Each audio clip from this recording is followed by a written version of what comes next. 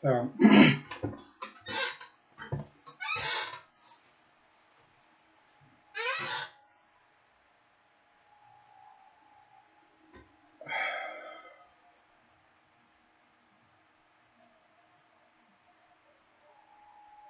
on the topic of manhood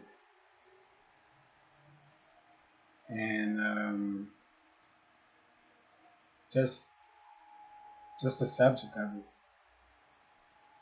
what is it? What does it imply? What does it mean? Is there any significance? Is it important? Uh, for a boy, obviously, it's important because that's who you know, that's who he looks up to. And as I discussed in the previous video,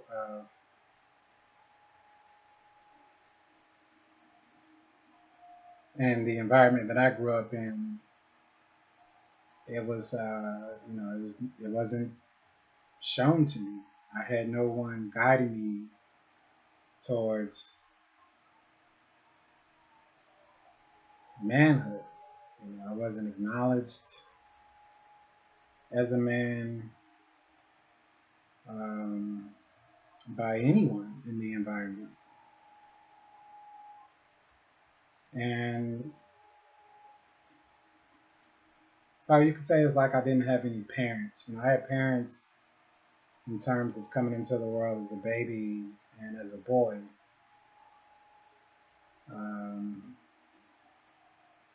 But, like I said, when I became, let's just say when I turned 13, there was no one to address this desire that was growing in me. Desire to be in a relationship with a woman, to have children, to be married, to have a family, and so forth. It was just completely void in my life. And so obviously, you learn from the people around you. Pretty much it was the guys who I made friends with, and most of those friends came from just hanging outside. And at this point in time, I was into sports. So the guys you play sports with,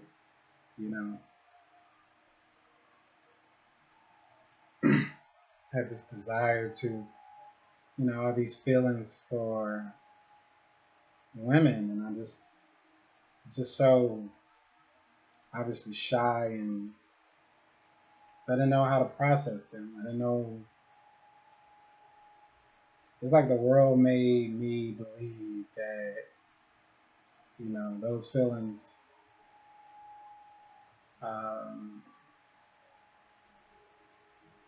were something to be ashamed of, in a sense, by just simply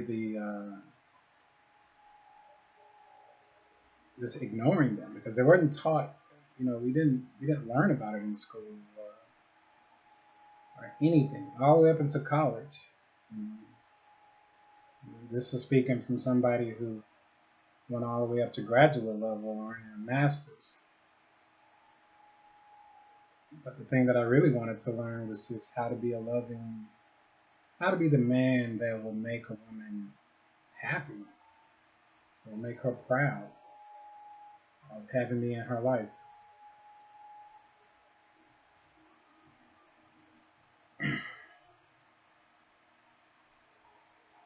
There was plenty of men older than me and who were much, more knowledgeable and experienced with those emotions than I was. And so I kind of learned in a very just ad hoc fashion. You see somebody who is, you could say, popular with women, and you befriend them. You want to learn, like, man, what is it about you that is drawing them, There are lots of guys in this light, but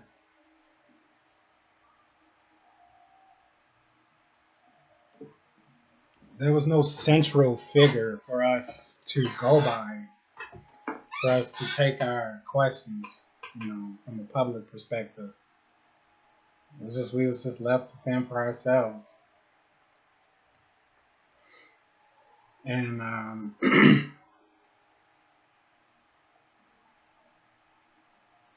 I guess the bottom line it boils down to I never met a man ever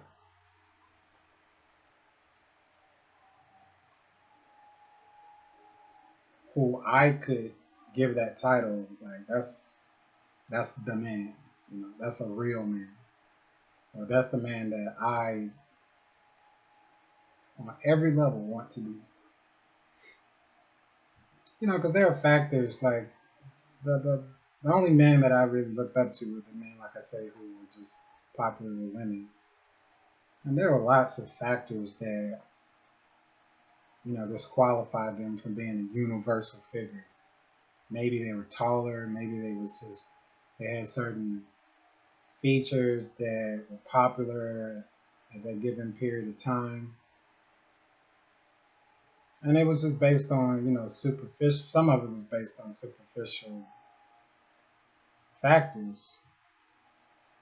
I was looking for something more intrinsic, which I did pick up on. That lots of those guys, they were never, they never got mad. They never was hostile or angry towards women. Women had a way of rubbing me the wrong way because I had no biological brothers. I just had sisters,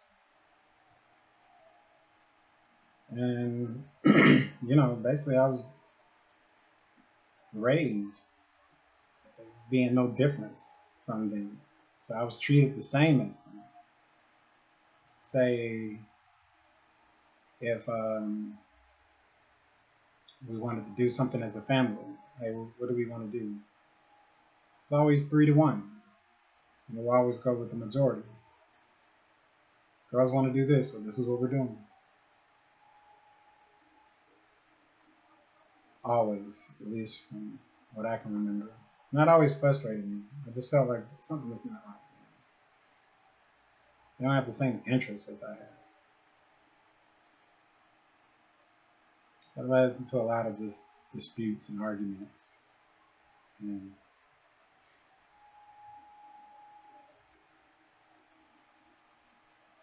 naturally they were more emotionally mature than I was.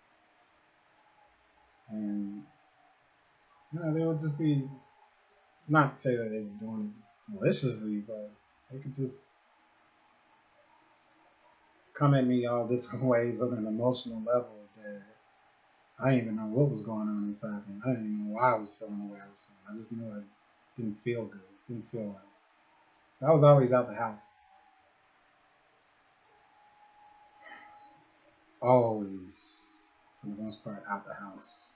That's at a time where, here in Georgia, in Atlanta, Georgia, Decatur, Georgia, there wasn't a lot of violence outside on the streets. There wasn't a lot of gangs or drugs.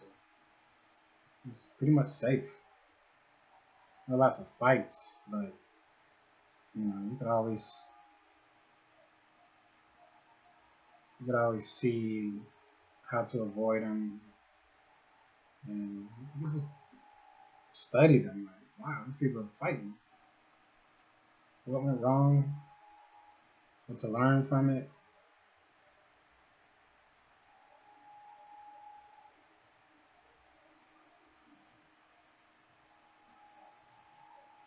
So we never had any. We just didn't have a father. Now, there were men in the church who, I think before my generation, were very influential towards young men. But in my day, this all went out the window. Um,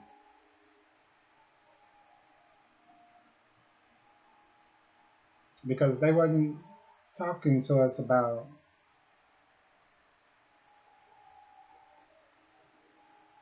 what it means to be a father or a husband, or even what we couldn't take our questions in terms of our sexual desires to them. It was like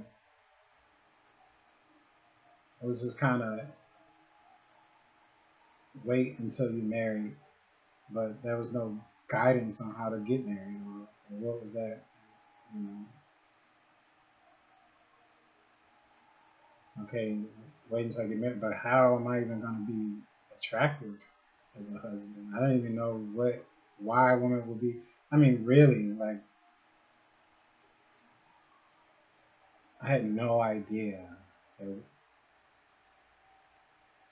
that women were attracted to men. They had their own attract. You didn't even have to do anything. They just, you not trying makes you probably more attracted to them. Because I could see why I was attracted to them, but I had no reason to think why they would ever be attracted to me. It's clueless. Because I spent all this time in the schools with them, and you know, there's never an opportunity for this to be expressed or even talked about. Why are you just sitting in class, just fantasizing about the girl sitting next to you? Can't even concentrate. What's she interested in? So just didn't have any guidance on what it what was manhood about. So, fast forward up until I came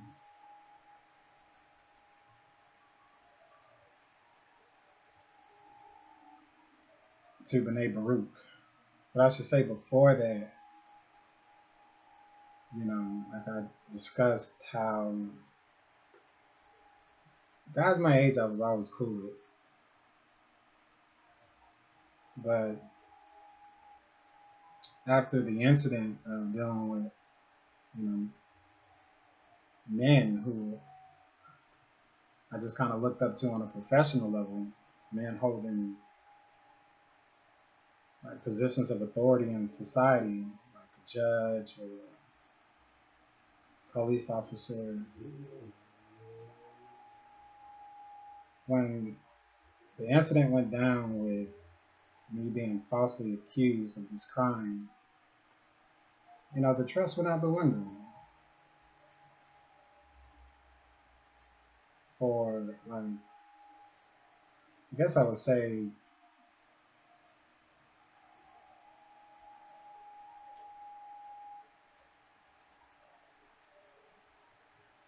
for, in my eyes at the point in time, these were men, because of the whole basis of me going to all the school and college was so that I can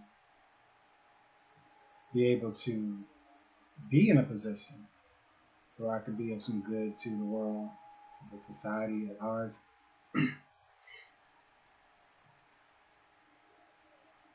But when I seen that there were men who used that to, I would say, behave in a very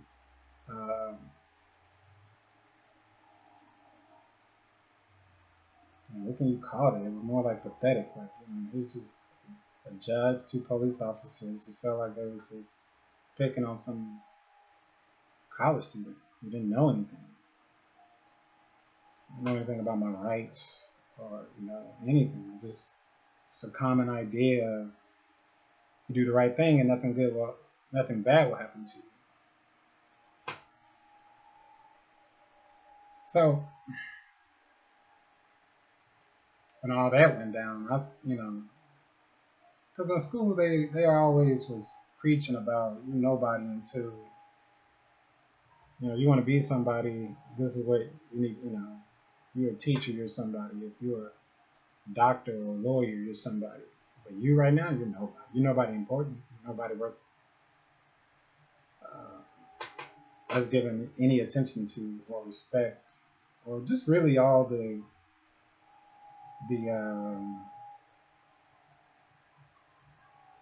I would just say social rewards that would be given to a man of honor, a respectable man. A respectable man, we were taught, were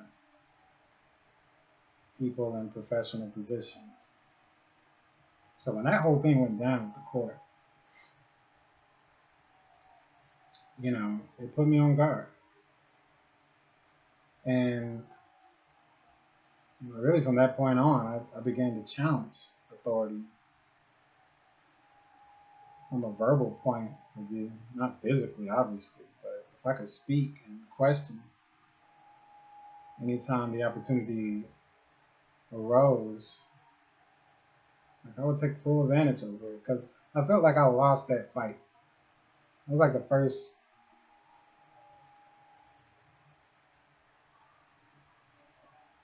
conflict or confrontation that I ever lost. Like I felt like I should have won that court case. And I felt that it should have been an apology. But it didn't happen that way. Um, I didn't completely lose. I didn't go to jail. I had to do a year probation, and I had to do all, pay money, I had to attend, I had to work for free, 40 hours of community service, which I was working, didn't have anything I saw to do with helping out the community. It was all bogus. And it just added to my indignation. So yeah, I was just that's all I really cared about was just getting even with the quote unquote system. You know, like just because you're in power don't mean you're right.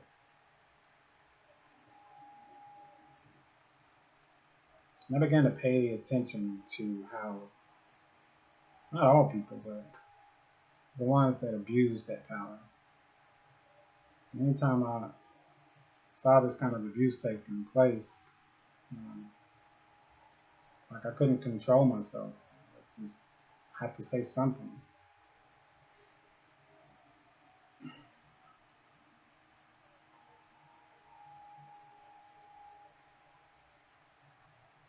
So now I can go back to when I came to B'nai Baruch. Now,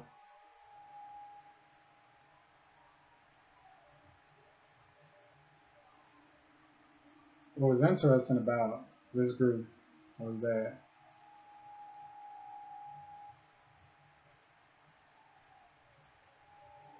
the person who was in power, who had pretty much the whole power over this whole group, who was in the seat, which is the Rav, was a man who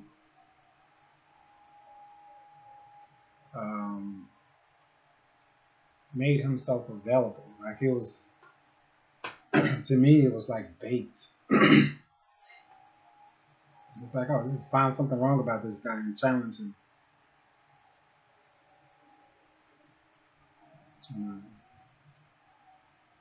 That's probably all I wanted. Because he was just out front. In the military, we had all kind of people in power, but you didn't see them.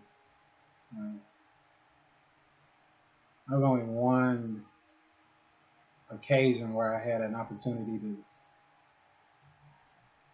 have a bit of a dialogue with the general.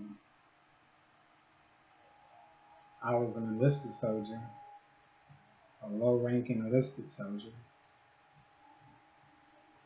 and so just talking to a general was just unheard of. I mean, it's not unheard of, but it's just rare. And if so, it's like you say the wrong thing to this person, no telling what they can do. They have it's almost like they have absolute authority. There's no, mm-mm. But it was in a public setting, and even so, like I was a bit rebellious, and you could just say everybody from E5 on up.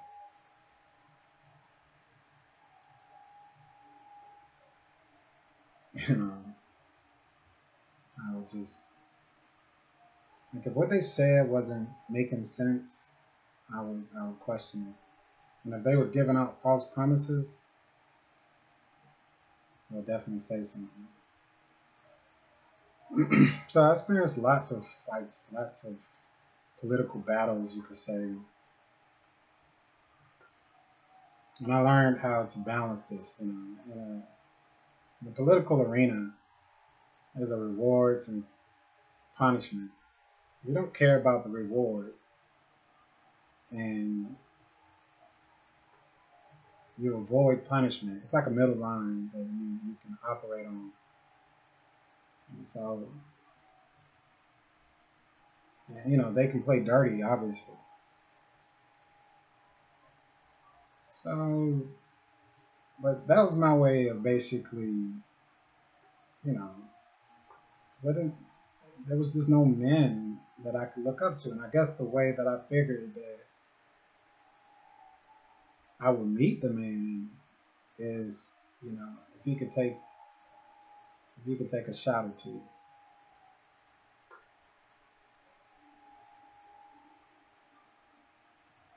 In terms of truth, in terms of speaking, we're having a conversation, then it shouldn't be no problem if you're being honest, if you're saying something that's truthful, and we questioning, critiquing shouldn't be a big deal, shouldn't be a big problem. This is what I've seen with the court, with the judge. I challenged his whole authority. I've seen that he reverted to just a blatant lie. I didn't even know how to, I didn't know my rights or anything. I didn't learn until later that he basically was all out of bounds with everything he said. So it was pretty much somebody wandering around in life, no real sense of direction. Challenge the managers and just the companies that I worked for. The sincerity, basically, because I didn't know who to trust. So the way you try to gain trust is just to see if they're sincere or not. So by the time I landed upon the neighborhood, I was soul searching. And now when it comes to topics relating to God, like a bunch of people who claim that they have the truth. That's how you could just dismiss almost 90% of them because they're not making themselves available for public discourse. There's no way for me to really challenge their sincerity. But this man over the neighborhood, he was just wide open. It was like he was completely naked, exposed. It didn't even matter what he was saying. It was just the fact that no one has shut him up at this point in time. Because what he was saying was just not conventional by any stretch of the imagination. What he was saying was not even all that appealing or pleasing to one's ego and things of that nature. But he was saying it. And he would allow for this public discourse, this dialogue. So if you have a question, please ask. What's his attitude? He's not hiding anything. And I never saw this. I never saw this in a man before, and anybody.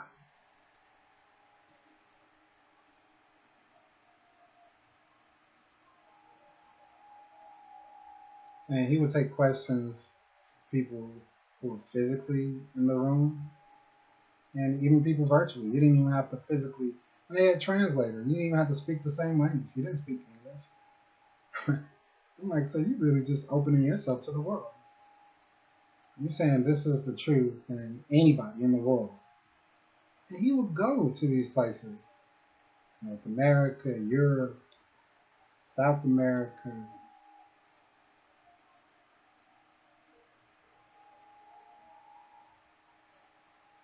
It added a sense of sincerity, obviously, to what he was saying. And every day he's saying it. Like, he wasn't just making himself available once in a blue moon. Every day.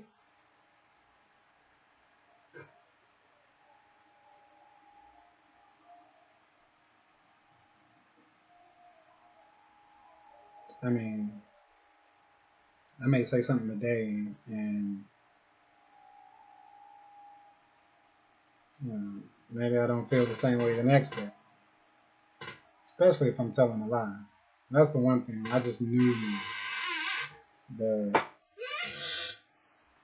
even though within my mind and reason, it was just easy for me to believe that this guy is a liar.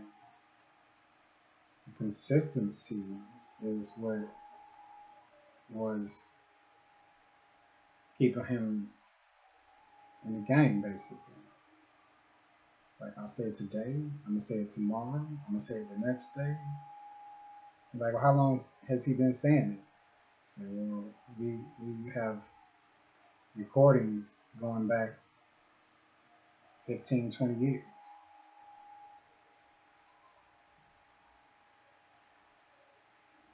Hmm.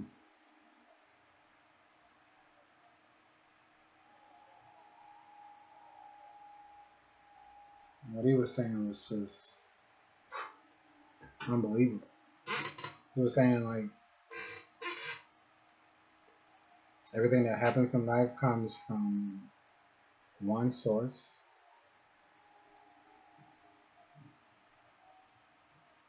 That that's all that exists is this one source. There's none else besides him. And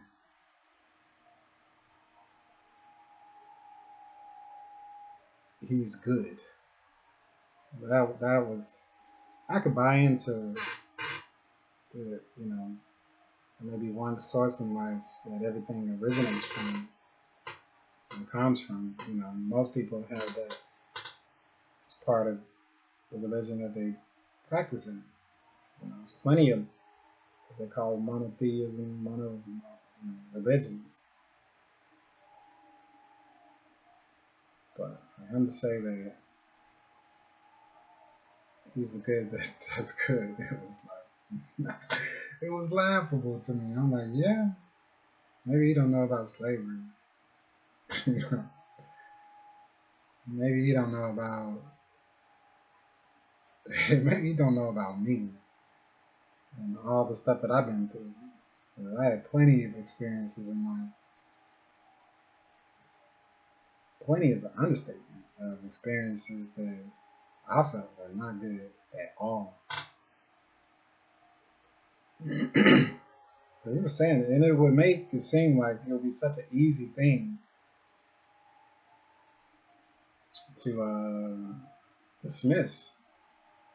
It's like, let me just talk to the man, and after I finish talking to him, he would think twice before saying, you know, these ideas about how great God is and everything.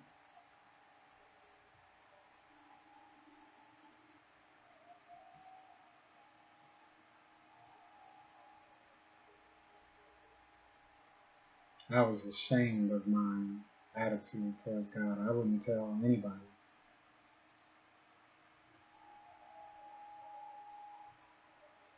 And that's the thing about him, is that you sitting there attending, just kind of look for an opening where you could say something to win, to one up this guy. Because I'm like, if I could, if I could beat him, then that would make me the man.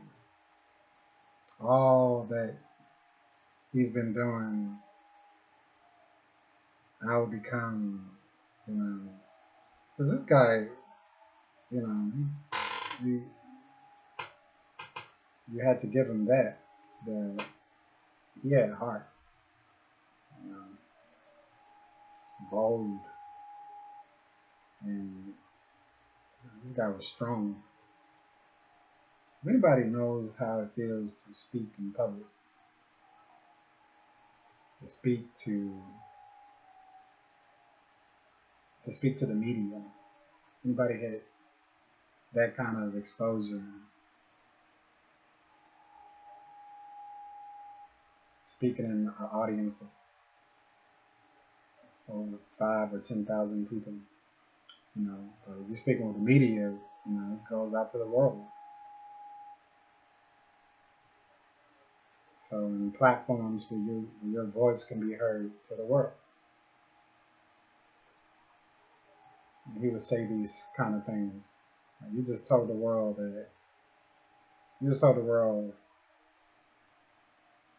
who God is. Like, all these people got vested interests in their respective beliefs about God.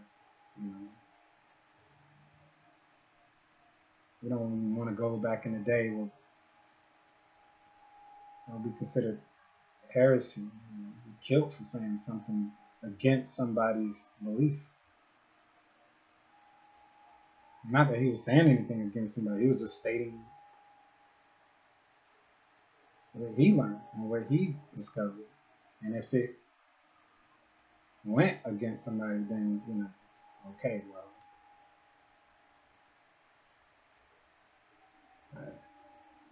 he had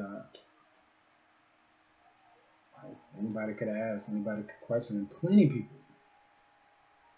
You just listen to one lesson, you'll see like at least 20 people in so many ways attacking, what I would call his faith, or his sense of right and wrong, or his sense of who God is, or his sense of truth, or his sense of, I mean, he's in Israel, right? Like,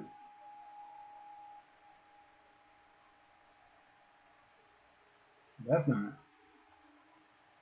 I'm like, I hope you're not standing on the foundation of the country itself as the basis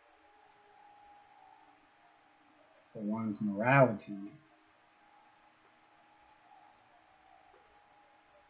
So people will attack the nation, people will attack, people just bring up everything from racism to anti-Semitism. And say, how is this good? You say he's the good, how is this good? We will give an answer. May not be agreeable, may not be satisfactory to the person who asked it, but you let a person give a go. Like, okay.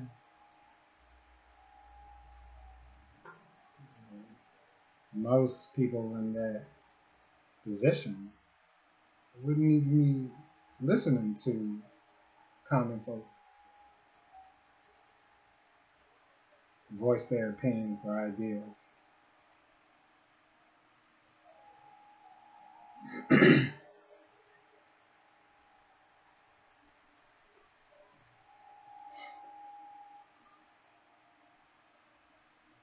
And so bit by bit, I started seeing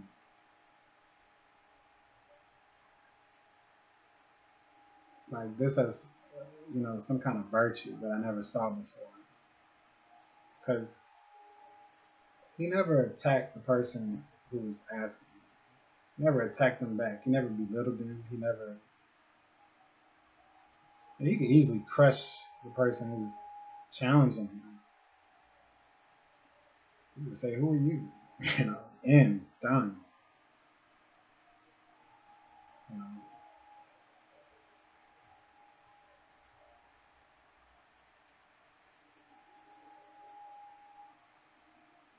In short, this person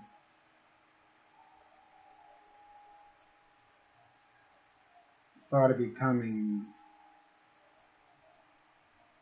somebody that's worthy of respect and in possession of qualities that clearly was absent from me, absent in my life. I had nothing good that I felt was worth saying to the world every day. Nothing. I had a few good ideas and opinions about certain things. You know, say at one time, and I probably don't even want to hear what comes back from that. It's like, hey man, that was just my opinion, you know. He said it, not that kind of thing. You also didn't see men standing behind their own words. You know.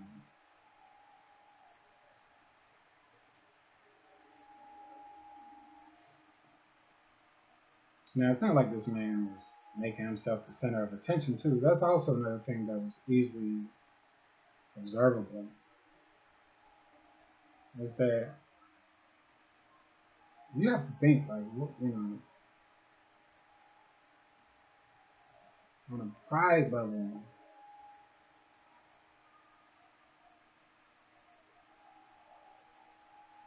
It didn't appear that he was enjoying it, or it didn't appear that he was gaining any kind of self gratification from what it is that he was doing. You know, we see plenty of people who are in the eye of the public who are presented as leaders at various levels. And you can kind of tell how, it's a bit of self consciousness. Like they put a lot of heavy emphasis in their appearance, and some that just you're not even hearing their own words; they're just speaking from speeches that somebody else wrote for them. Especially you see in interviews, these I'm talking about live interviews where anybody in the audience can get up and ask a question. And you see how they handle themselves.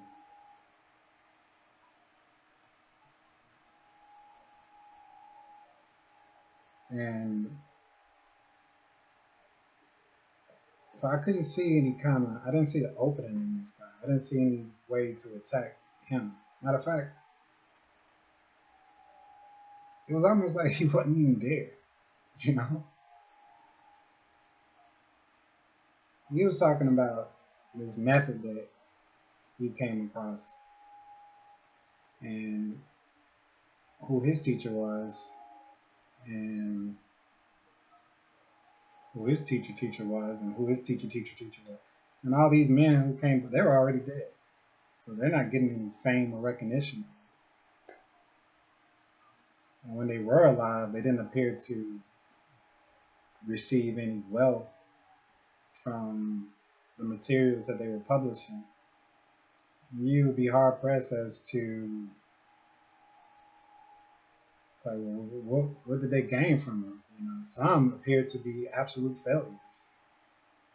Well, not absolute, but at the time, my idea of success is somebody who's like, the king of the world, who everybody respects and admires and loves and looks up to. And, that wasn't what these men were about. Like they put out some stuff and it's like, to them, it didn't matter if it didn't go far from just a few people they talked to it about. Um,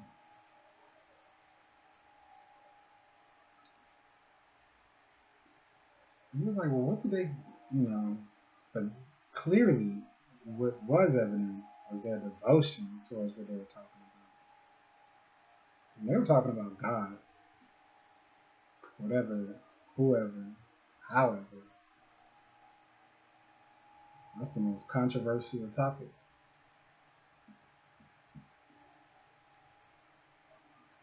And that's all of their, that's like, it was like the most important thing in their life. But it didn't appear to be getting famous or rich or wealthy in any materialistic form from it. You know, they weren't doing it for profit.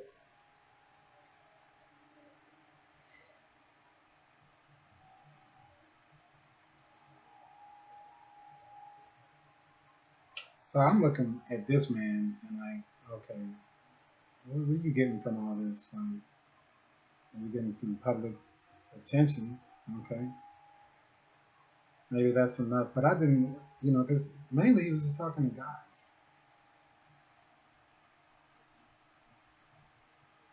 He didn't appear to be attracted to them on that level. Let's face it, I don't think, clearly the guys he was talking to were not like that. So it wasn't a funny kind of thing going on.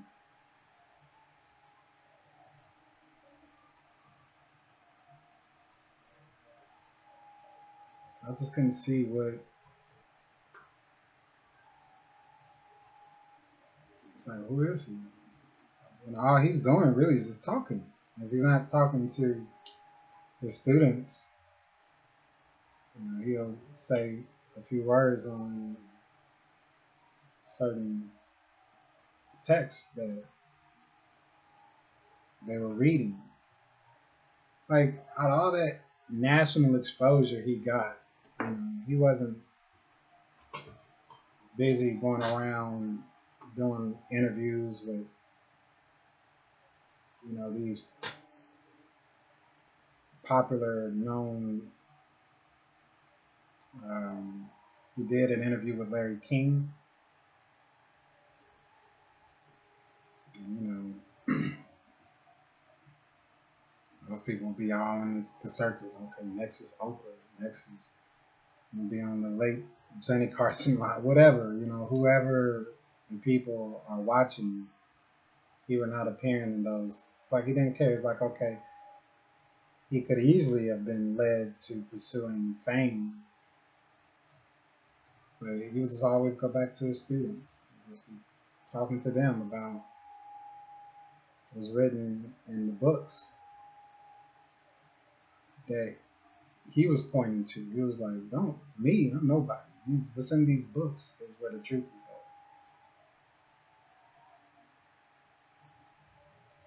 And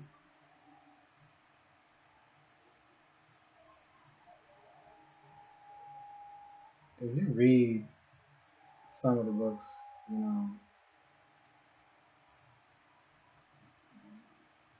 to the commoner, it will put them to sleep. It's not like, because they're not talking about anything like physical.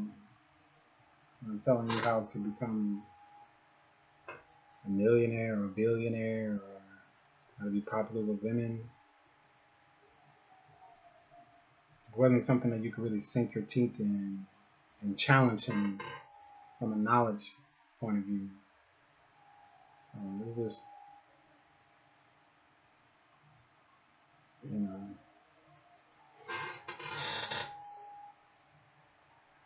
So I wondered, like, what is he looking at? Like, I just felt that he was looking at something that was just something that I couldn't see. I felt like, wow, this is the first time I felt that way. Like, could it be somebody knows something about what's going on in the world that I don't? Having all this access to information in America with the English language, all these information being translated into English, all these spiritual practices and teachings catering to the interests of Americans. access to go travel. Americans have not too many places where they can't go. And here's somebody that is not American. They don't even speak English. I'm like, damn, man, you out in the world, but learn English. Why you don't learn? And it's like, yeah, it was the only person that I've seen in any other country from any other leaders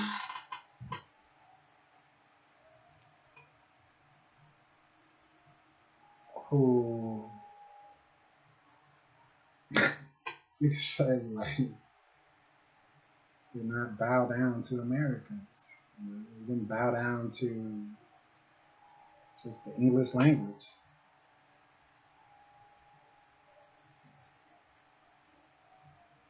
It was like this kind of thing, like you need to learn Hebrew. What I got to say is the truth. If you want it, they had translators who would translate everything that he said in the writings. I mean, in short, this guy, if you just compare what he was doing in light of what I was doing, like it just put me to shame, basically. Absolutely shame. What was I doing in terms of the world? He's all concerned about the whole world, about and would be walking that, like going and doing events in different various places of the world, giving everybody a pretty much fair opportunity um, to hear what it is that he has to say. And I was just devoted to that every day. And comparing to what just the average person is doing, just mainly just caught up in their own personal problems.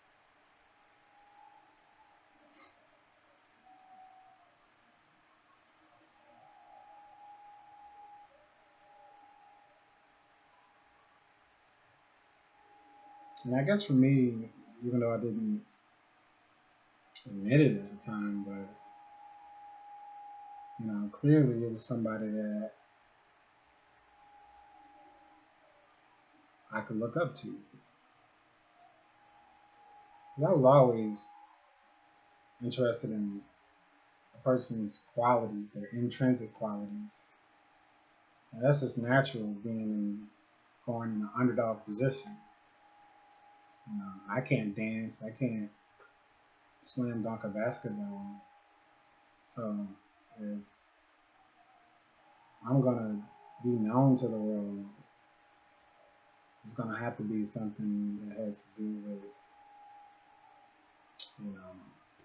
character, qualities. Despite the fact that that's not something that was paid, it's not something that I saw was being elevated in American society. It's usually all about looks and whatever.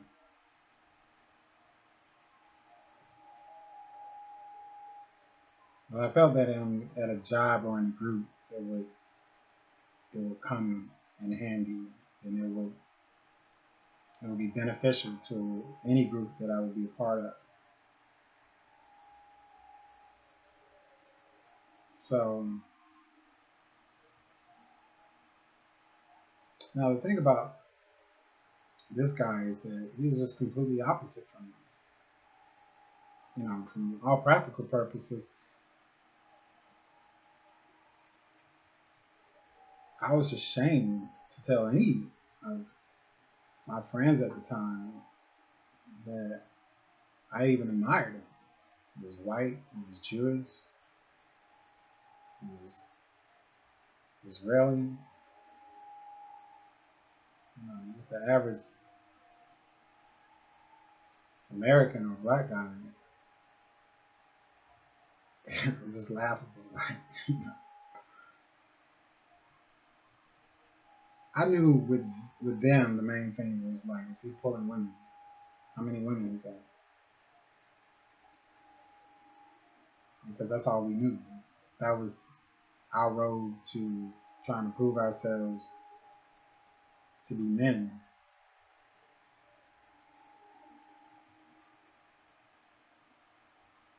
And he never tried to make himself sexually appealing. He never appealed to the audience on any level, trying to make himself look cute or just he has a wife, and this is my wife. Not even trying to have like 10 wives. So this is complete opposite from everything that I knew or thought what being a man was about.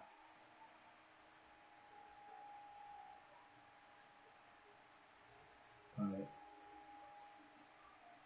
and I wanted to try to talk to people in the streets about, and I would try to, and it was just no way. No way.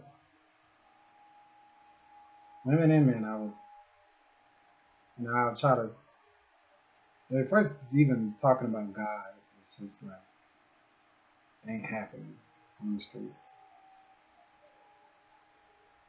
Where can you even have a conversation about God other than in the churches? You already kind of knew what they thought. So this is never an opportunity to really talk to somebody about what I was seeing.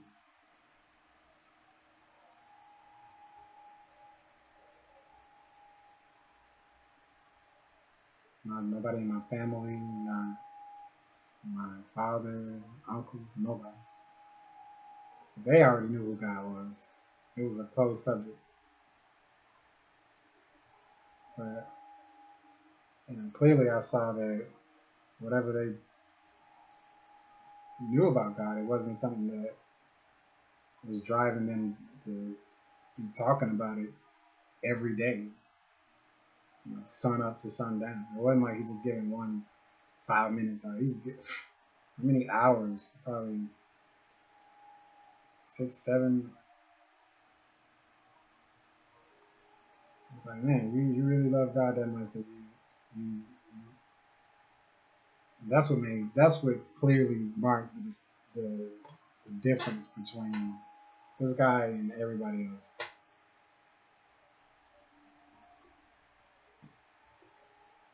He would be talking to you. Throat like guys like you know.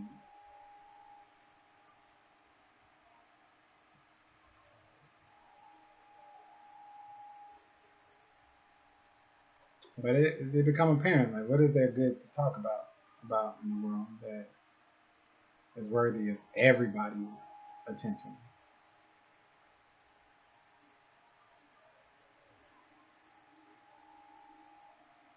No, I grew up in the era of hip hop, rap. This guy's saying a lot.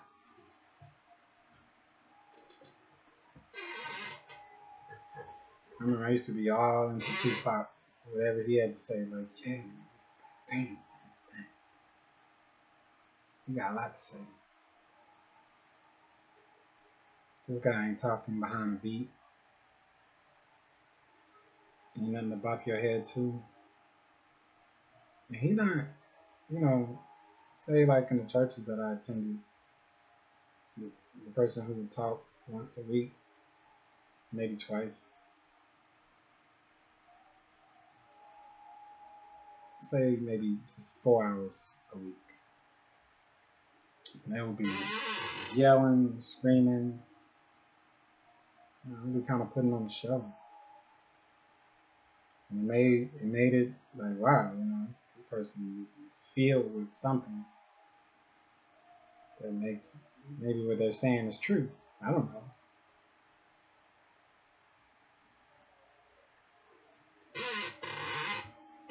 he would just be sitting down like, like, you're not trying to appeal to any other thing other than the words that's coming, other than the content of what he's saying. He's not trying to amplify that with excitement or enthusiasm or trying to stir some kind of emotional appeal in people. He wasn't appealing to somebody's emotions. It was, it's kind of like the movie The Grandfather, where you see somebody just cool, like, yeah, I mean, The Godfather,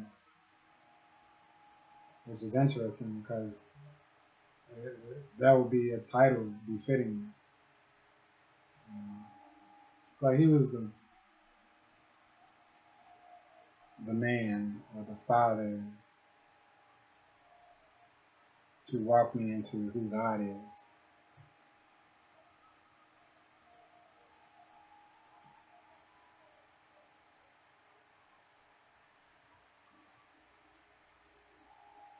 Like his message obviously wasn't for boys, it was for men.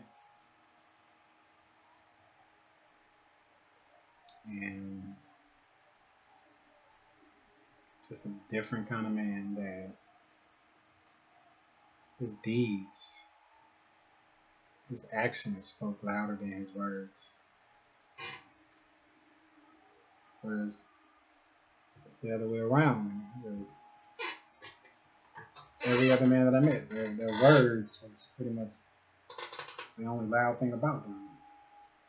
I didn't know what these men were doing.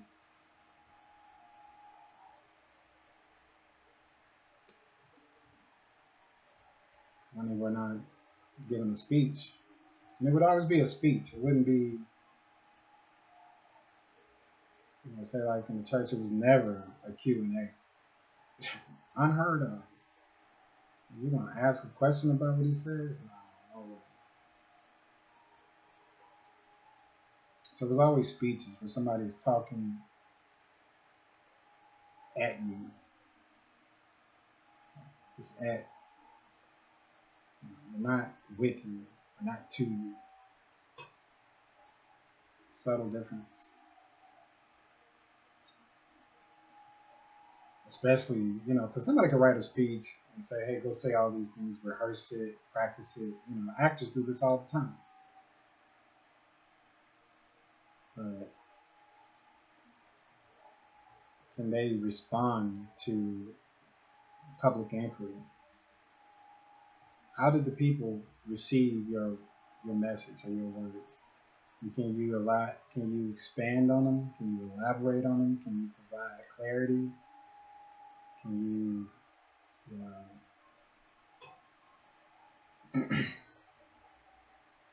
now the more a person speaks, the more ammunition you have to challenge their words. And so he's doing all this talking.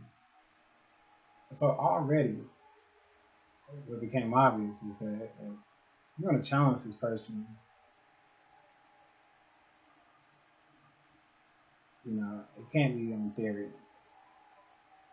He done did all these interviews, all these talks. He done said everything. He's really just answering questions that have been asked 1,000 times. He could easily say, look, God, it's available for free. If you really want to know, just go. Here's the website. You don't need to use it. Like, he could just, he could just make you look. I mean, he could just dismiss you.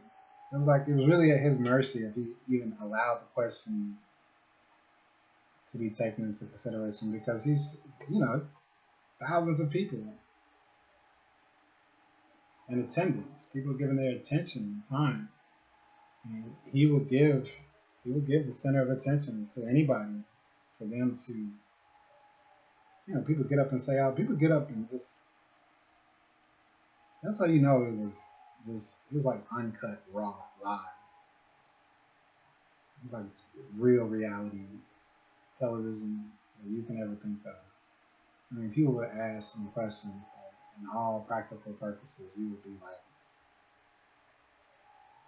they should be thrown out, Questions should be thrown out, and that person should be punished. Like, it was like an obvious. Some people could ask like these passive aggressive. It was like a question that was just insulting or a backhanded question. Never bothered him. I mean, questions that would just irritate the average person. Even if he was speaking the truth, it would just be like, how many times do I have to tell you? How many times do I have to repeat myself? It was like talking to brats, like just kids with no social discipline or anything.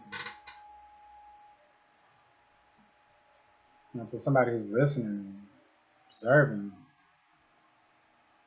you get turned off just by the whole conversation.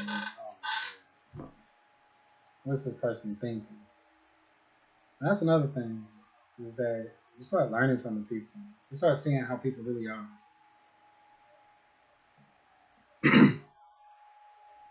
And I saw that, was there ever a time where we can admit our ignorance about just the world? Because he would say like, hey, let's try to keep the questions in line with the topic at hand. And you see somebody just like they just go all left field. It's like,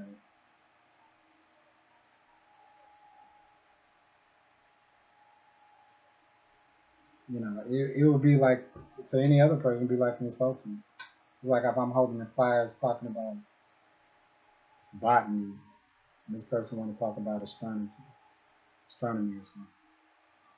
What I got to do with botany?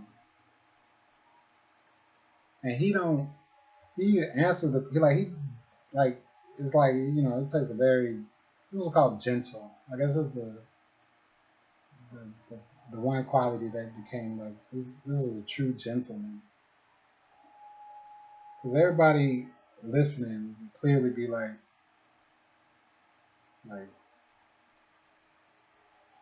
mess this guy up, man. Teach him a lesson. Exercise your power. Squash this guy. Like, look, I said we're talking about botany. We're here to talk about the stock. He could go so many ways with this person and embarrass him in front of the whole audience.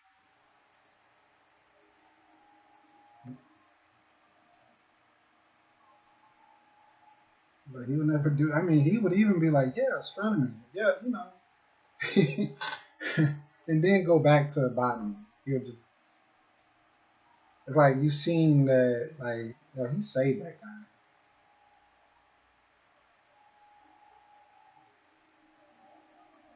He saved that guy.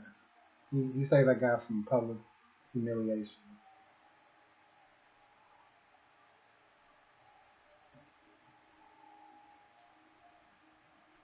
And that's why I saw that, you know,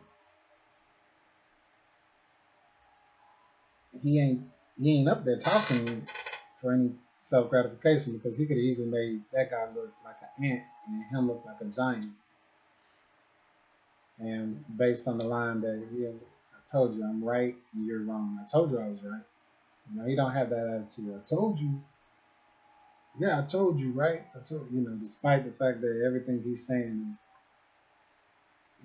almost everything he's saying is very unbelievable. So he's not trying to prove it. He doesn't have a vested interest if somebody believes it or not.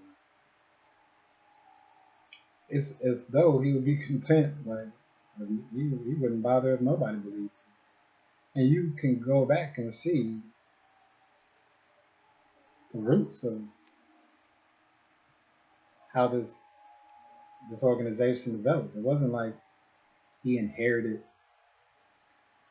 this seat, you know. Just go back and people who first started listening to him, they came to him. They chose him. The people chose him. He wasn't put in that position of authority. Nobody gave that to him, really. It was,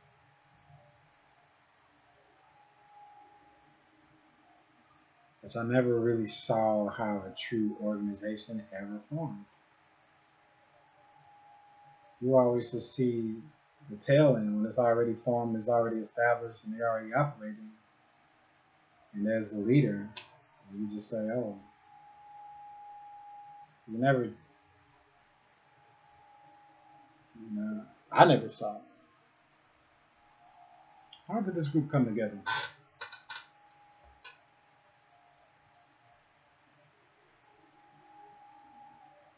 It's not an easy thing to do, especially in a world where everybody's pressed for money. You need money to even have a building to speak in. And it's like they came first, the chicken or the egg, you know? Well, so if you got something good to say, but you want to say it, but people prefer to hear information in a place that's free of distraction, particularly inside of a building. They can control the temperature and everything. And so if you need a building, you have to, you're just going to put up the money for it. How did that happen? How all these groups get started? And they just open up and explain. Yeah, we started in here, and it's, from my understanding, he started in his apartment. He wasn't receiving money for speaking about what he was saying. It's like it was coming out of his own pockets. So it was costing him to do what he was doing. He wasn't profiting.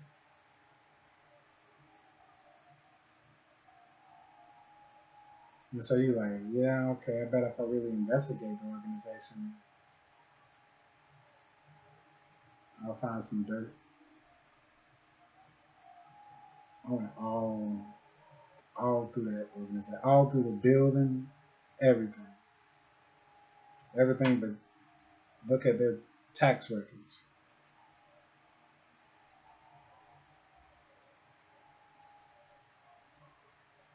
There's transparency that I've never seen before. Tell you who's getting paid, who's on salary, where the money comes from, what they do with the money, what it's used for.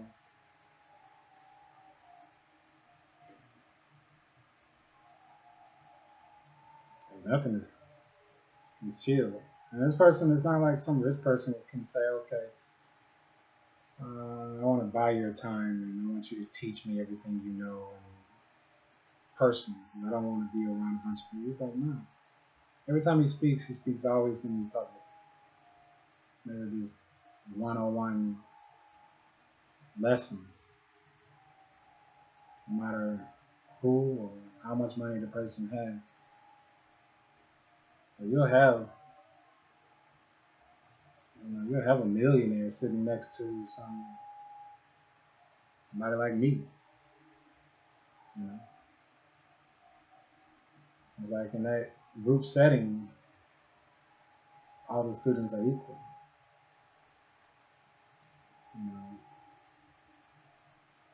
Your success outside of the group doesn't really play into the group. It could be that somebody is very well known and the people in the group would just kind of show favoritism, but that's the people. It's not really him. So he's not. You don't have that. You don't impress him kind of attitude. Which is another thing. Like, man, that's, it really seems like like the buck stops with him. He's not He's not shifting the responsibility onto another man who's alive, at least. You know, you're not saying, okay, well, let me ask this person, or let's check with this person to see if it's okay. The way he manages power is also just noteworthy. For the most part, he just delegates it to the people. So he's not trying to control and micromanage people. He's not. He's not trying to play God in their lives, basically. He's not demanding this kind of God-like treatment. I mean, some people just really treat him like he's like some average Joe on the block. And he doesn't be like, hey, I'm an important person, man. You need to be speaking to me like that. There's people who say things to him that you would be like, you would look at the person who is like insolence, you know. That's why I can describe it. It's like insolence. You come into he's not coming begging somebody to listen to him. So anybody who comes before him, it's like he's saying something to the world. He's opening up for the world to come, and they have any questions that they want to talk about in relation to what he's not saying like I'm a great person and I'm this and I'm a man and blah blah. He's not saying anything about himself. All he's talking about is his method that he found. And he's just explaining the method and what it can do for people, what it's about, how it works, why is it good.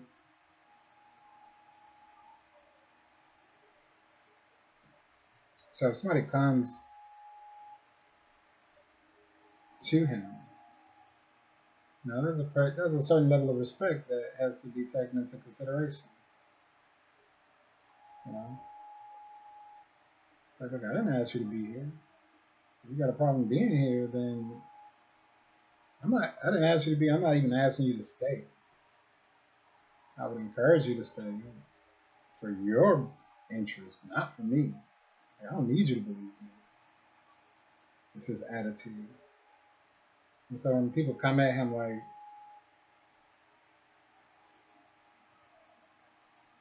they got a problem with him personally, or they just like cut him off, or just do all kind of, I'll call it microaggression or passive aggressive nagging kind of way of talking to him.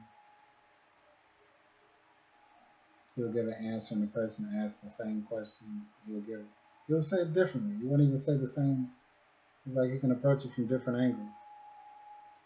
And the person will just maintain, don't even put any thought to the answer that he gave him. It's like, yeah, but what about this? What about this? Just imagine if somebody's teaching karate and they say, okay, I want you guys to, I've ever seen a Karate Kid, wax on, wax off. I need you guys to wax on, wax off. Do that for 3 or 4 weeks, and then after we can go on to the next lesson. And somebody say, well, why should I do that? I don't see the benefit in doing that. So I understand you don't see the benefit, but it's not something that can be explained, but you want to exercise. And you say, well, what's next? Just tell me how to kick. I don't need, people with this kind of attitude. Like, damn, man, are you going to let him guide or instruct, or are you going to sit here and act like this is some kind of menu? Like, I don't want this and this and that. People with this kind of arrogance. And you see how he responds to them. You don't it's like they need special attention. You could already see, like, when somebody come at him like that, it's like, You know, it's like you gotta talk. It's like you talk to a crazy person, but he don't. You know, no way by reading his expression or sign he don't give that off like you crazy. Even though to me, maybe to others, it's like, man, this person crazy. And then you looking at him to see what his initial response is, and it's always like gentle. You know, I guess those would be compassion, or just consideration.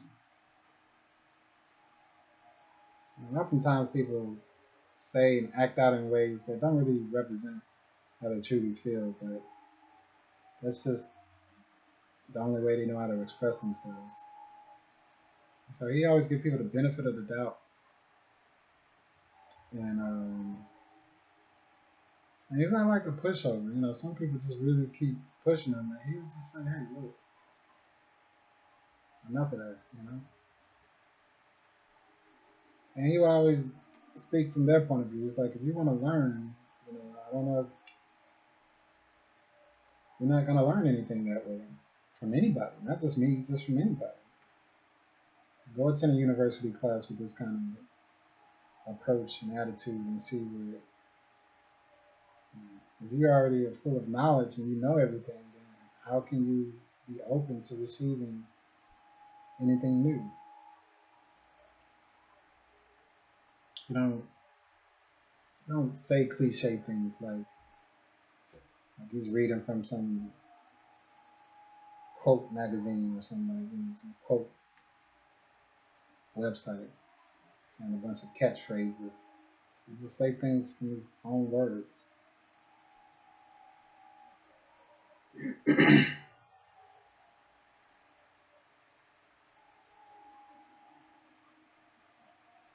So, you know, before I realized it, I'm like, this is a great man. This is a good man. It's not great, but he don't say that he's great. He don't say I'm the best man and better than you. I'm better than you. He never puts himself in opposition to somebody in a one-on-one perspective. Even if he has to meet and do an interview for public discourse with somebody who is a accredited person, say a well-known writer or doctor or just anybody. If there's any disagreement, you know, he doesn't. You don't challenge him. You don't battle with him. You don't. Oh yeah, you don't know what you're talking. You don't. You don't.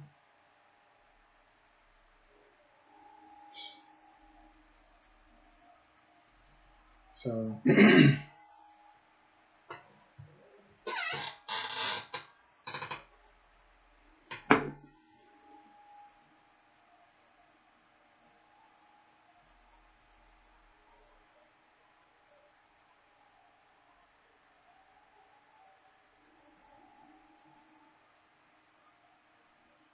and like he ain't doing nothing for me physically.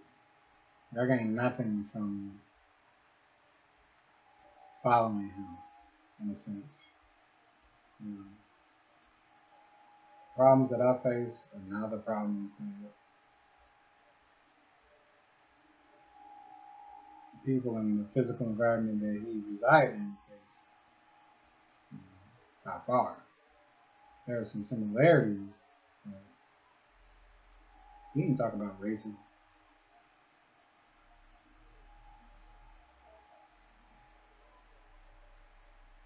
I mean, he will if somebody bring it up, but this is not the hot topic. I mean, for current topics, you know, usually this resorts to the people.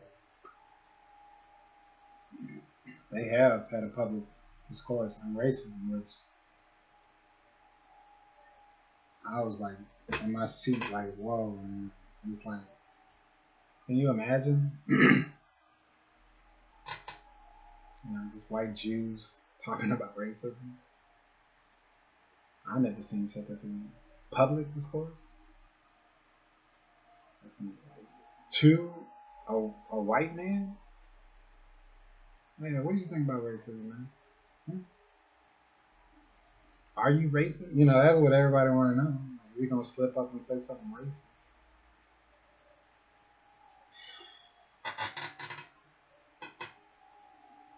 I was like,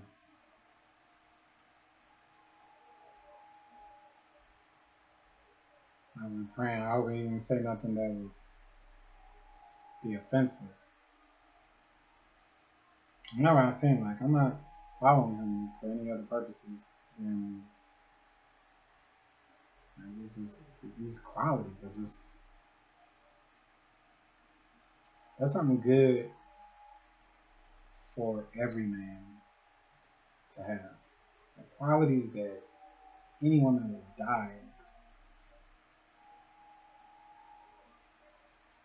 to have in a man. Consistency, being present, just being present. And we all had those moments where we just kind of go into our corners and don't want to come out into the world. Definitely don't want to face things that we've done or said to others.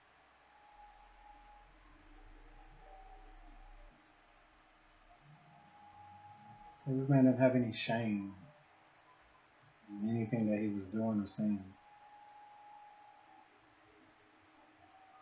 He would just be talking. He would go. He would talk everything about weed, politics. It's not like that's what he intended, but people in the audience. It just depends on how the flow of the conversation is going. You just go there.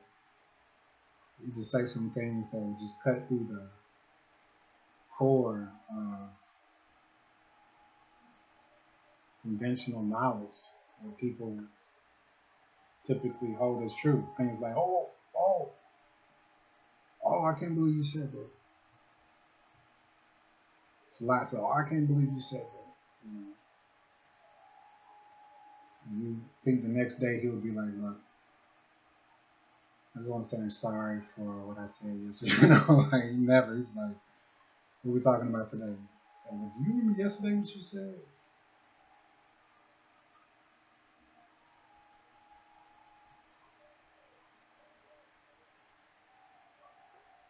Speaking in public is typically held as one of the biggest fears that people have.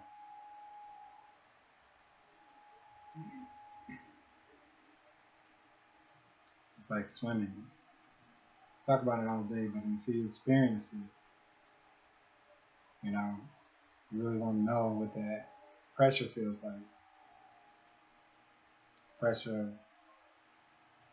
saying something that would displease the crowd. Saying something that you may not be true. It could be completely wrong, and somebody could prove that. Like, I think you should shut up, sir, because you don't know what the hell you're talking about, basically. Matter of fact, throw a banana at him or something. Being humiliated in public. And that's where the root of that fear stems at. And, for me, I used to think that there's people that are really trying to set him up to say something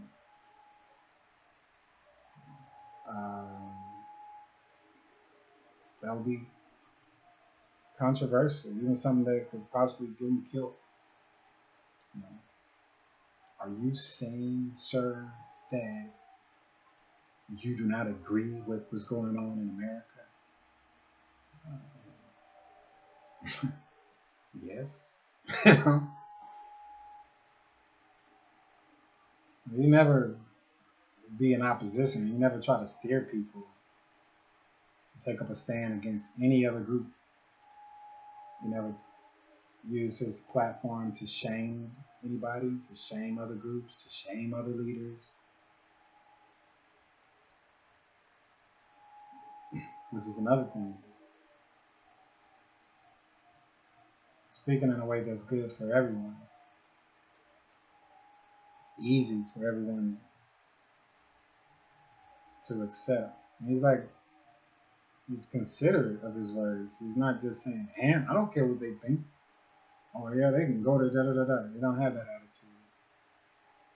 There's certain topics that are very sensitive to people, and we approach it with that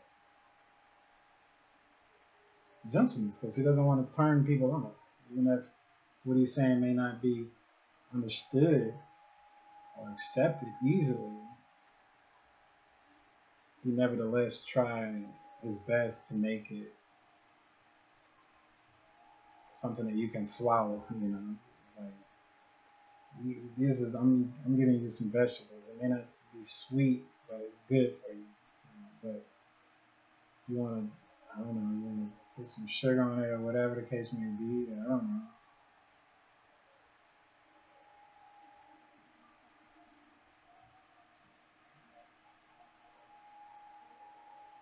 Spiritual father,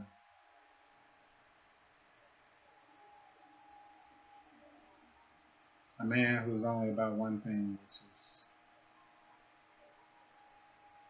to do good to the best of his ability in the eyes of his maker, in the eyes of who he serves. And you say, well, who is your God? Where is he? And it's that sense that I'm speaking to is you guys.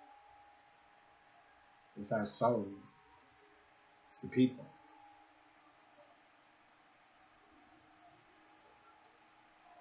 It's like a reflection that's thrown back in your face. And you a part. You can be a small part or a big part depending on your level of participation.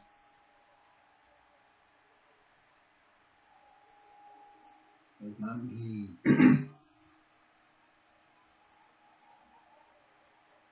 You know, off my own banner, and he just goes back and say, look, these are the men who carried this torch before me.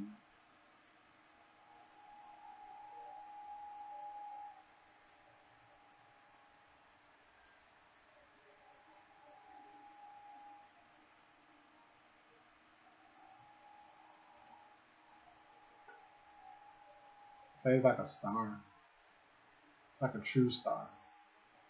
And we say we have stars everywhere, people who are well known in the eyes of the public. And when you see them, they invoke a sense of pleasure and stir up good feelings.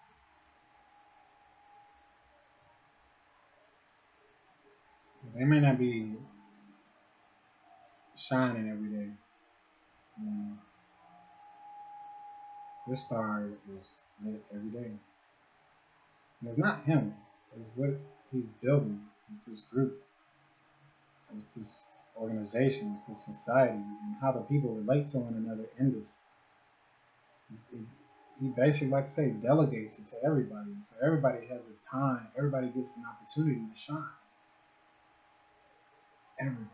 Everybody can come take part. And like they're shining. You know? It's not like that. It's just that the lights are on. And you can look to see what's going on inside their house.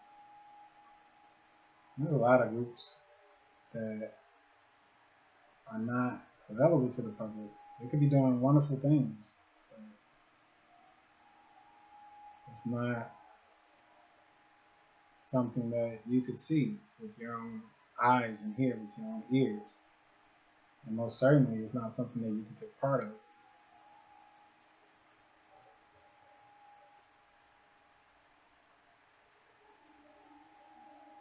And you know, with this group, they don't be checking in with you like that. Where you come from? What's your background? What does you da da da da da? Anybody can come. I mean, the fact that I came in there, I don't need any other testimony other than my own. because I didn't release any information as to who I am. To this day, most of the members don't know who I am in terms of my background. I could have been the biggest criminal for all they knew. I'm not doing no criminal check. On the contrary, you would just say you're all criminals.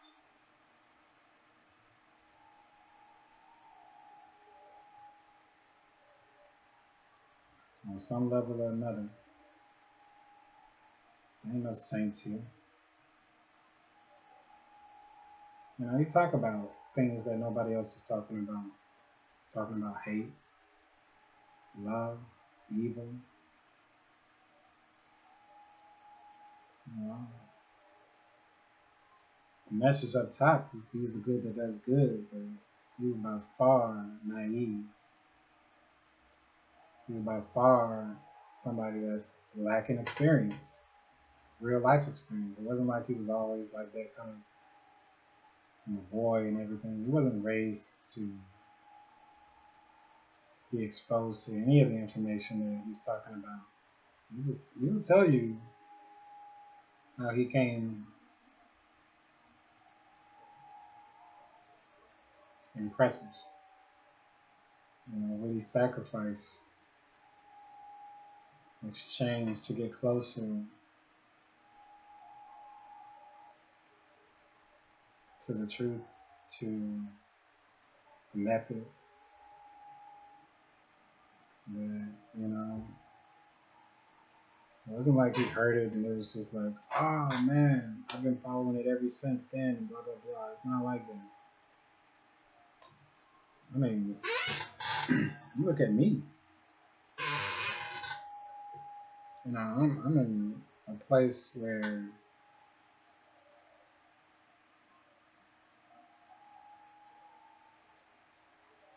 you know, having a beard like this and my hair is socially unacceptable.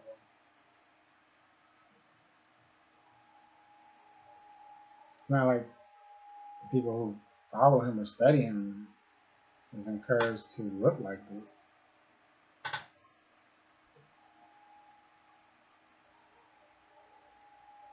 But it does like change you on some level, you know. And it's not, you know, I would say like not to discourage people.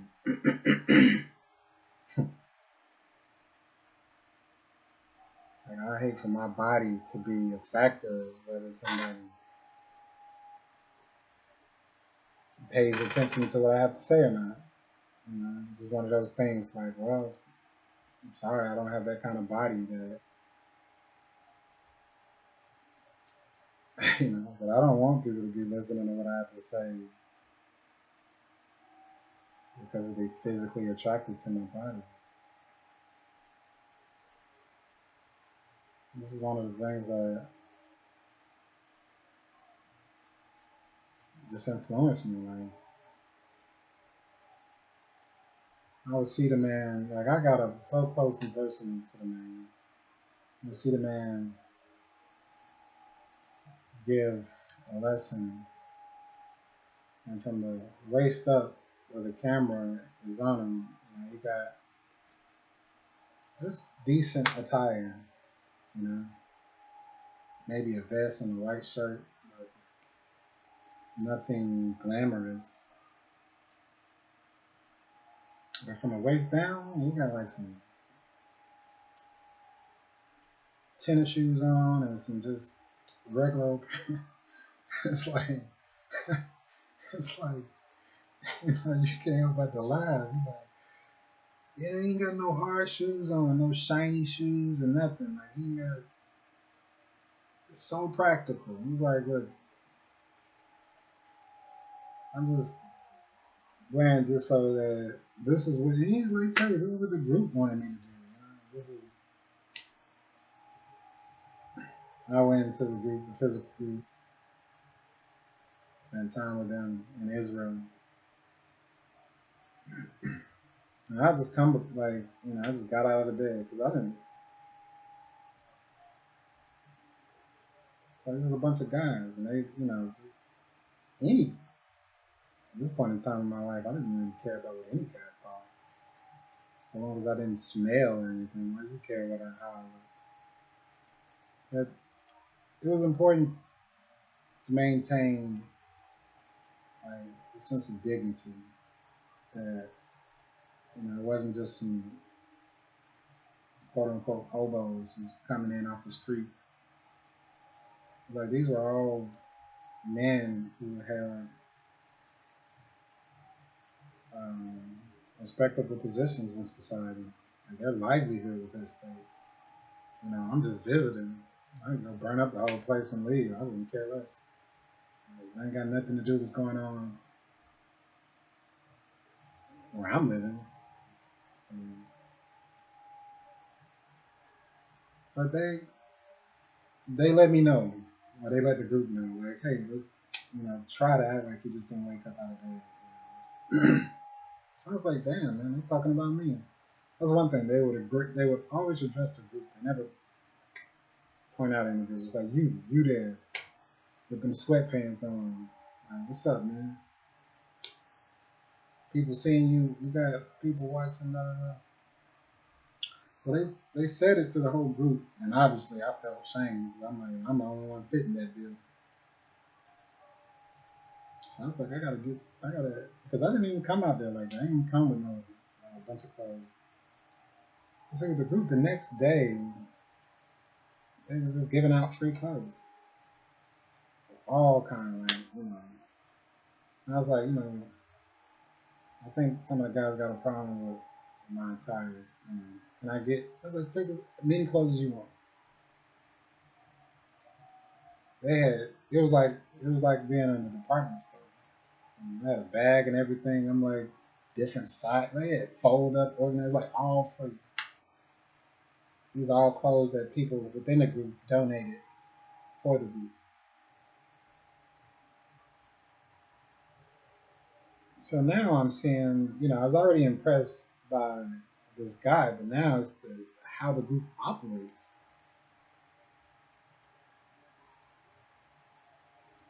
That's impressive because I never seen such. Like, they were nice clothes, like designer brand if the person's into that. So I took some clothes and I attended the lesson the next day and it made them happy. Like, I didn't have to do anything with my beard or hair. I'll tell you, this look in America is unacceptable. I don't know in any organization. They don't have a problem with it. They'll let me get up and ask a question and anything. And that was just like in terms of clothes, just something like just make it seem like you care on some level or not. And speaking of which, like I say, how in Jewish culture, how they recognize a man at such an early age and give him that, respect and stuff. So that's one thing I could never understand with the guys who were from, the Jewish background, how they carried themselves. And it's like,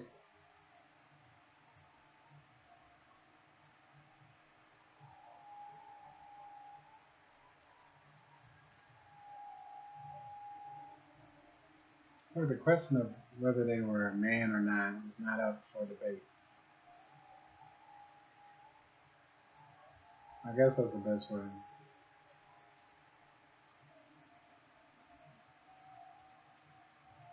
There's something subtle, just different that you wouldn't know unless you're just around them and interacting with them. They didn't have this kind of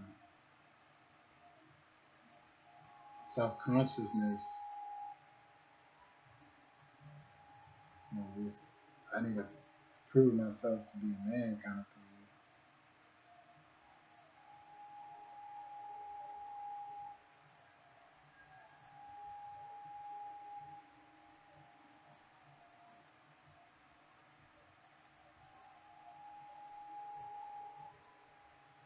That was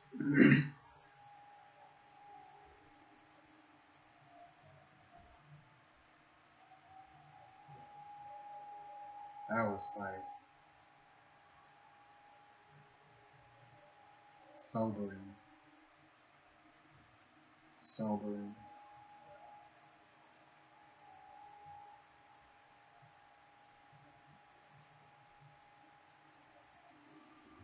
And therefore, they don't have a problem revealing their ignorance. That's I would never reveal my ignorance because it would just be a prime opportunity for somebody to come in and say, "I told you." That's why you're not a man. You don't know this and that. So like in my environment, I have not yet to be recognized as a man. So it's like, damn, I feel like you know, you're just always on edge trying to, like somebody got that carrot over your head. You just want one person to be like, man, you're a man. You every friend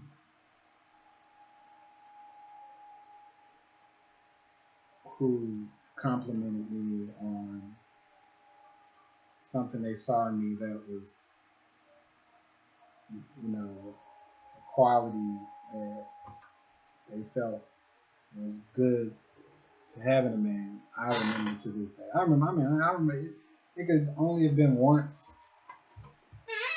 that we even talked. That's still a guy that I'm not. I wish I could see him again just so I could pay him back. Because I carry that compliment with me through thick and thin. And there's one person.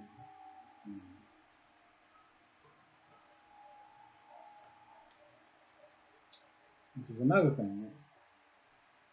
Just about the group. Is that, yeah, let's give you all compliments come free. It's like free. It's compliments that you yourself, your self esteem is so low that you just can't accept it. I don't believe you. Why? Why are you lying? This and that. Everybody says it to each other. Everybody. What I was starving for, dying of thirst. You go there and they got all these free compliments, and you don't even want to eat it. You don't want to drink it. Just don't trust it. It's like, how could it be? Nah, you don't know me, man. That's not what they say. That's not what they think. All these people don't think that way. Just because you say it don't mean it's true. You know what I've been doing? I've been working 30 years trying to prove myself to these people, and they still haven't acknowledged and gave me these compliments.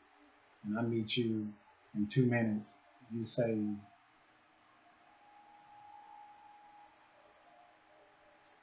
it could just make you angry because you're like, you're toying with me, you're playing with my emotions, you think it's funny. No, you're a great man.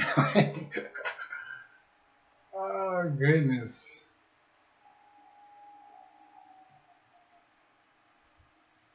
But that's the thing, you know?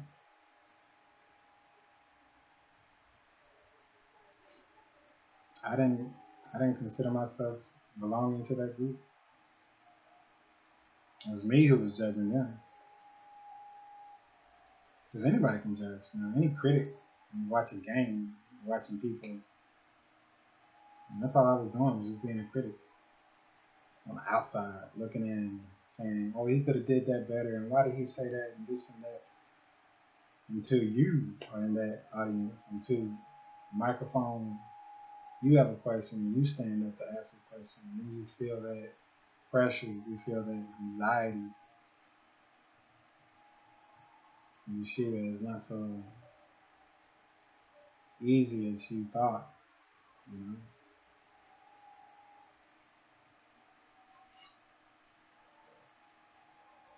because it's not like what they're saying is universally accepted by anybody. Nobody is accepting what they're saying. Only this group is saying it. And the method that they're talking about is universally known and accepted for the most part. But in terms of who's the man, who's the authority on that method, is up for speculation. So the method is Kabbalah. So I could start teaching Kabbalah today. The question comes, who are you?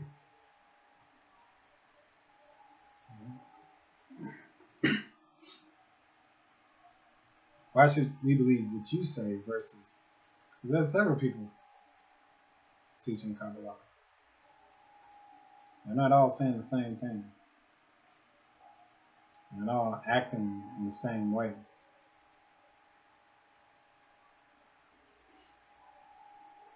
So this is a very distinction between this group and any other group that practices Kabbalah.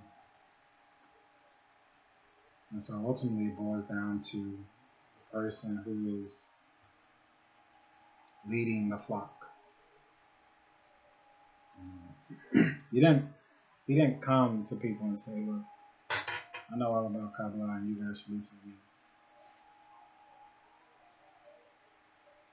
What he did, I still don't fully grasp, but he started writing. That's an old history. I won't even blemish it,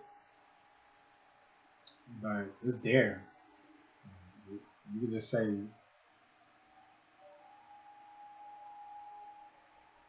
when it was just him, you just see where, how did he go from being somebody from Russia to being somebody in Israel teaching Kabbalah.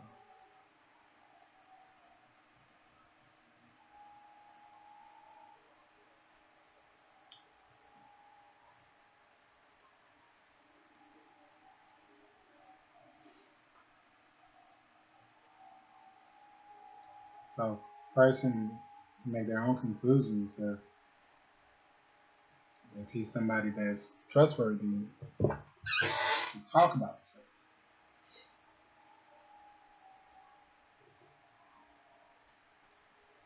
But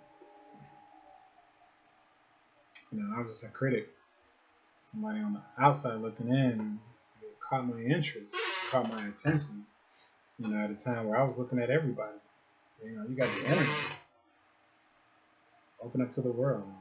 Studying Zen, yoga, anything I get my hands on, anything that could put to rest definitely, permanently, certain questions that I wrestle with.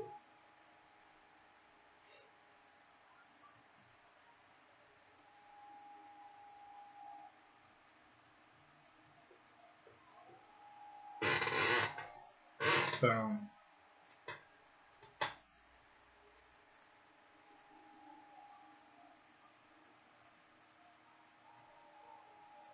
I can't get over it, I just can't get over it that, you have a man waste his life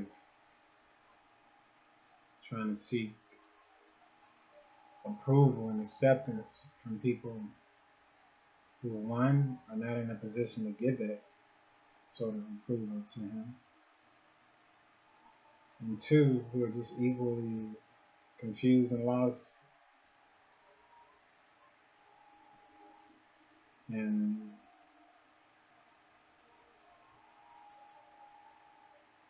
break. Like, they don't even know that that's what it is that's missing in their lives. I could say that every man, I know for sure, I speak on behalf of every black man in America,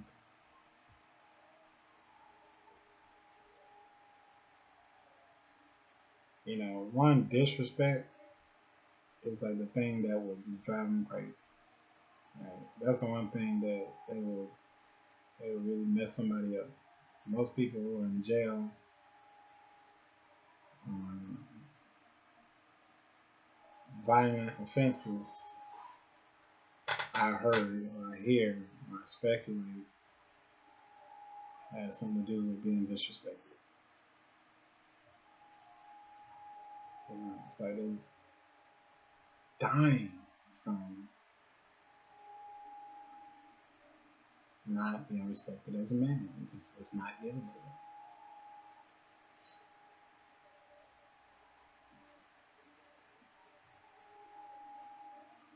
them. And to think that there's a group that will just give that to somebody at the age of 13. And it's not just the neighbor group that's doing it. I mean, this is just a lot of all the Jewish customs and traditions are held by the group, even though the group is not practicing Judaism, but it recognizes and appreciates. It goes into the roots of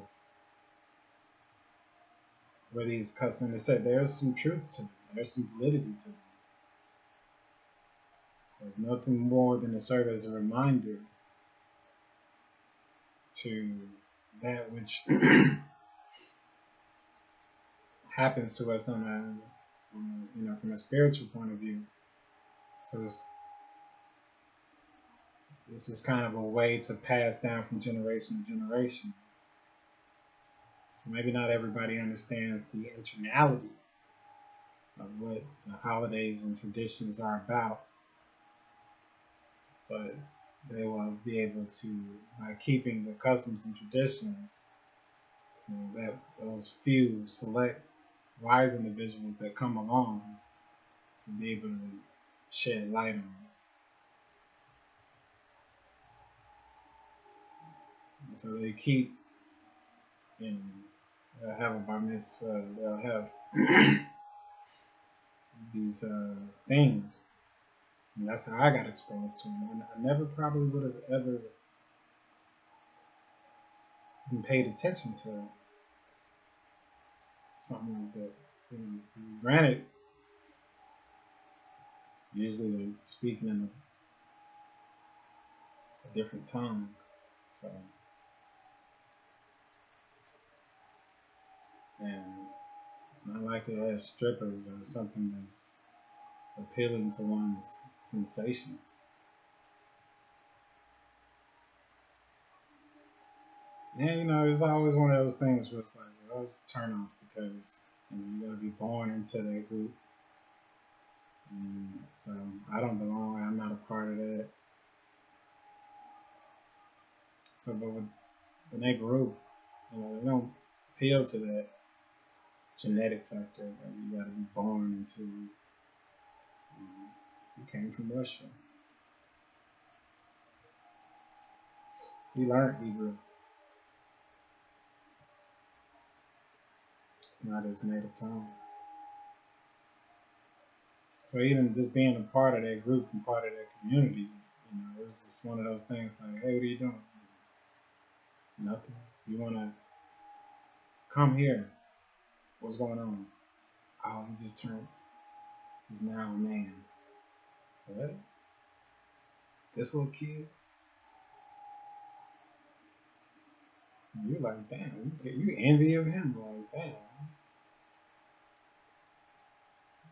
They're recognizing him as being a man. He didn't have to do any of it. He didn't tap dancing, juggling, he ain't doing nothing. He's like, what do you mean?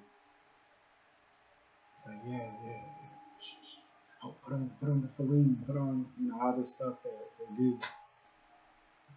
And you're just like, how does it go this way, that way? Put this on, put that. You really getting into it. It's like, you got all this on, and then you're just like, what I do now? It's just like, and guys like translating everything that they're saying. I'm looking like this. Mhm.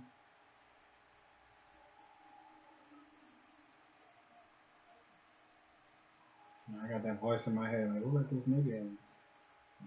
What are you doing here?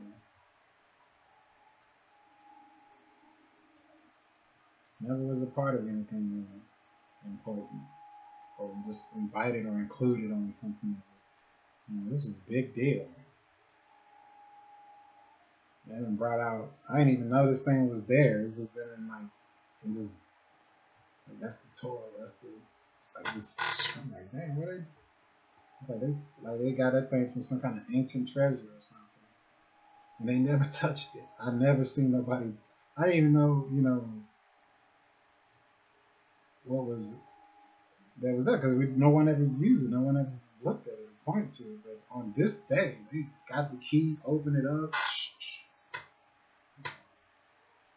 It's like, damn. It's like a president died. That's the kind of importance that they were showing.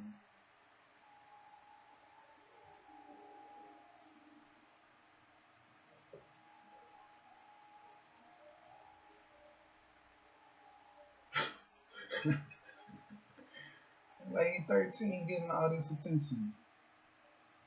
Now a man. Whoa. Whoa, whoa, whoa, whoa, whoa, whoa, whoa.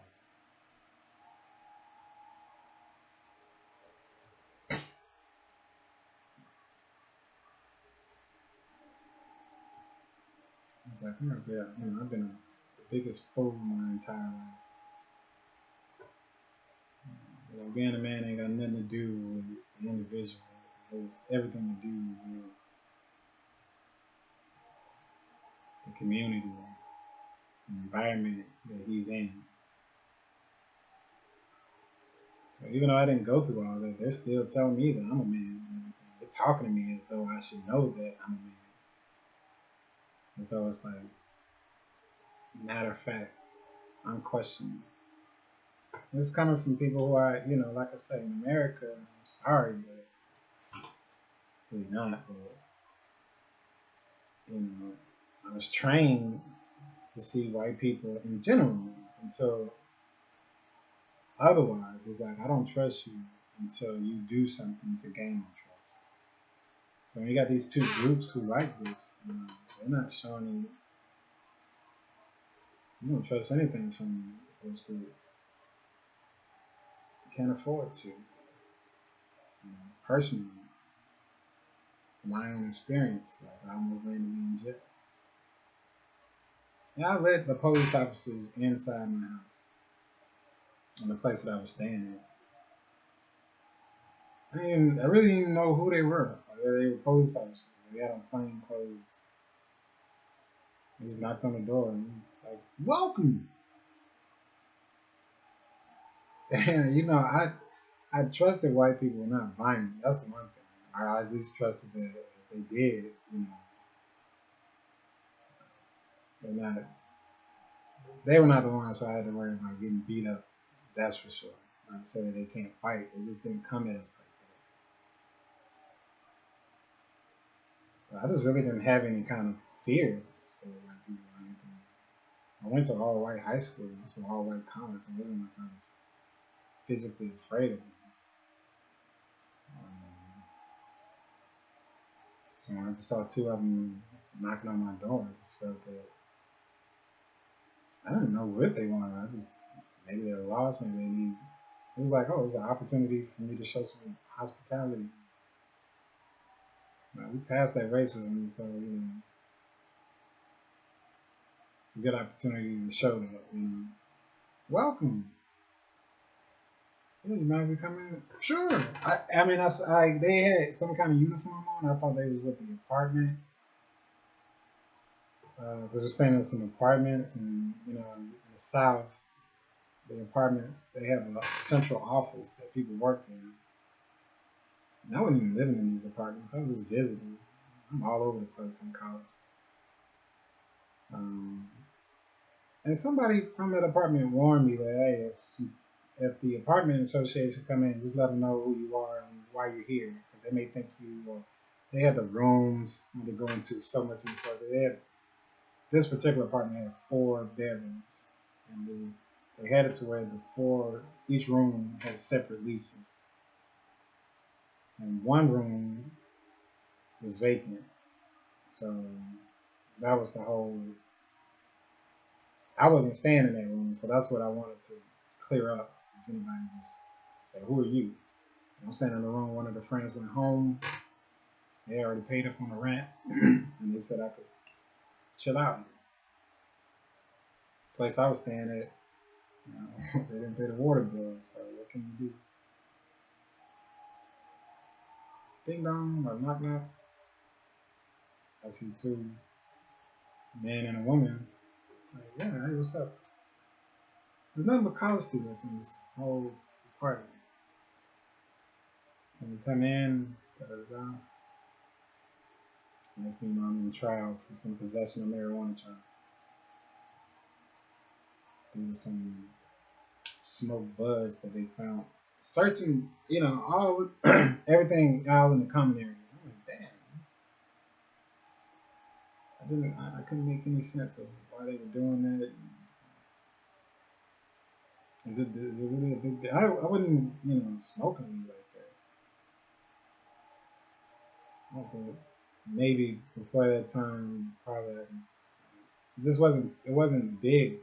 This was in the 2000, 2000, 1999.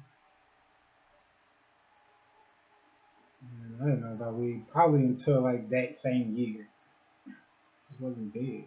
Nowadays everybody's smoking. Everybody, at least around here.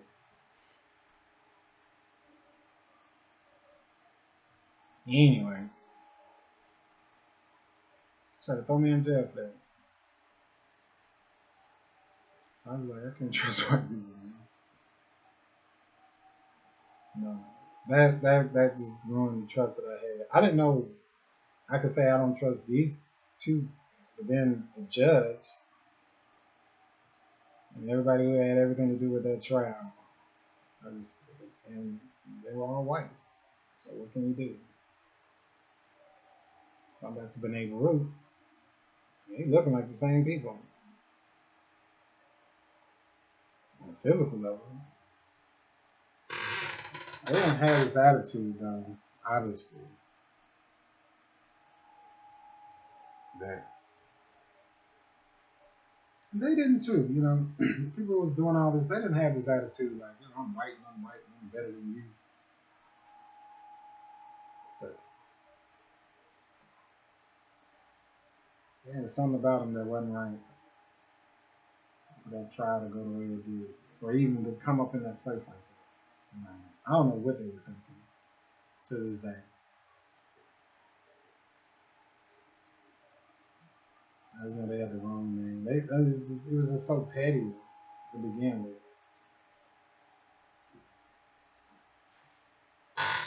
So you never, did as a man, just killed the trust that I had. Really, just everybody, like I said, from the court system on down. So then mind you, I get there, I'm in Israel, and I would like to trust him because, shoot, if I could trust him, I get all these compliments. I get all this stuff that I needed to hear my whole life. It's all this acknowledgement that I didn't even know was driving me crazy. The only one who you would give you that would be your sisters and your mom. Not getting it there. No woman in my family. No woman. None. Never. All the women that I was dating didn't give me that. Didn't give me that respect. Didn't give me that accept. When I started traveling overseas, places like Brazil and Colombia, wow. I wanted to live there. I tried my best. I gave it a go. I really tried to live over there.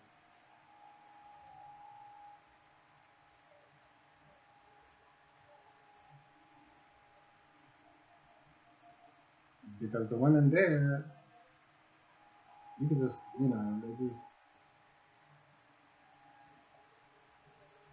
the way they treat me, the way they talk to me, it's just, I would just say normal.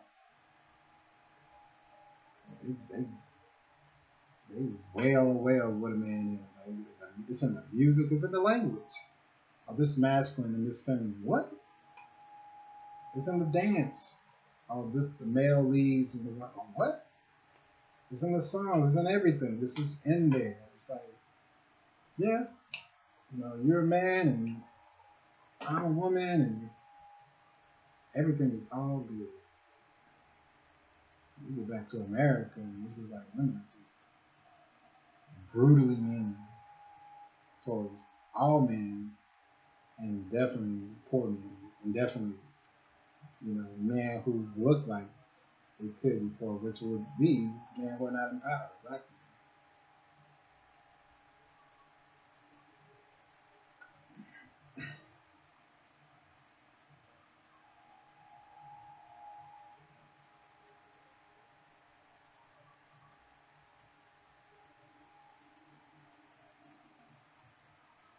I don't know what I was searching really for.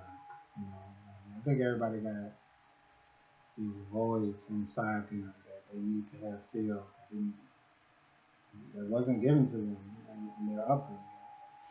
And usually it deals with coming into the age of being a man and a woman. Maybe as children, what a child needs just a hot meal at night, a place to lay their head. Everything is all good, really. And so all the stuff that adults are telling them, it ain't even really it's going in one area. I mean, it's leaving an impression on them. Yeah, yeah, yeah, yeah. Yeah, I'm black. I was a slave. Yeah, yeah, yeah. Okay, I'm inferior. Okay, God is white. Okay, what are we eating for dinner tonight? You know. Then when you become a man and you start seeing that, like, oh, attraction, somebody I could get rejected for what? Oh, all that stuff you told me. You saying that's not what's hot. That's not what attracts the ladies. Oh, man, I got a problem. Cause I want that acknowledgement.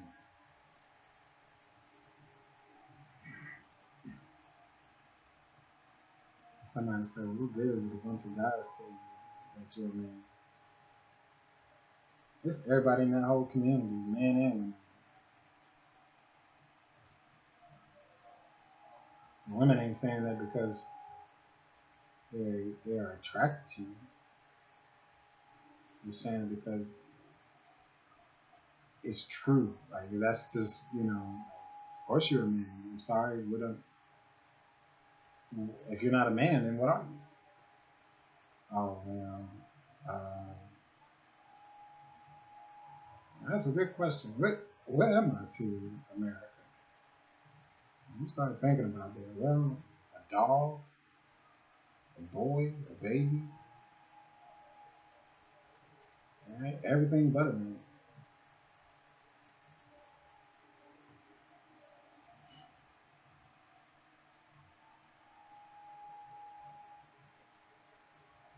And there's like, damn, the y'all saying is so good that I don't want. Um,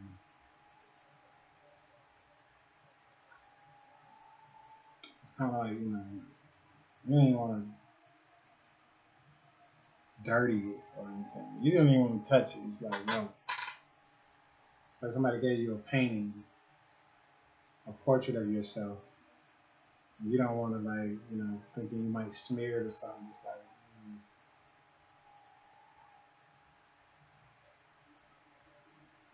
I didn't want to. I didn't want to get involved with the women. Um, they were very attractive.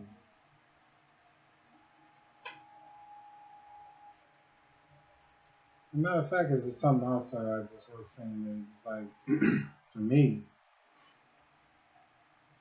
this goes from Colombia to Israel. Really, it's almost every place outside of America. But women have this natural attraction to it, this natural femininity to it. They don't have this hiccup of trying to prove, like, yeah, you got women that want to be men. So it's like, damn, now I'm competing against other women here for the title of man,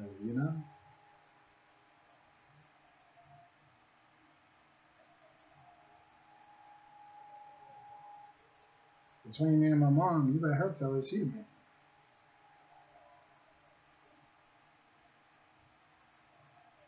It's like sad. So now it's like damn. I'm like fifth runner up for being looked at as a man. I gotta compete with women. Well, who's gonna be the women now? That's another thing. Like, if there's no men, then can there be women? That's a sensitive topic. But in America, when you let some women say we don't need men, you know, but you can just see like these people are dying, or it's like we're all of it lost. I don't know. I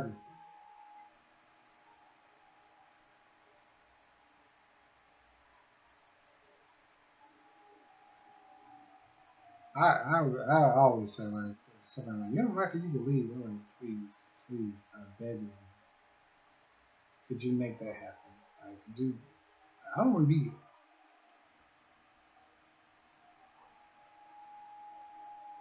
I don't have a choice. Like, I'm here. Like, if somebody said, I would live as. It may come to pass. It may actually come true. Man. I probably live as this a bomb. If I could live as a bomb in Colombia, than to live as I could, some decent person in America. Oh, I don't know, longer days. I would love to go back to just being a village. Put me in some hut made out of straw. If the people see me as a man, I'm good. That's all I need. There's nothing's gonna fill that void. And if it's not given here,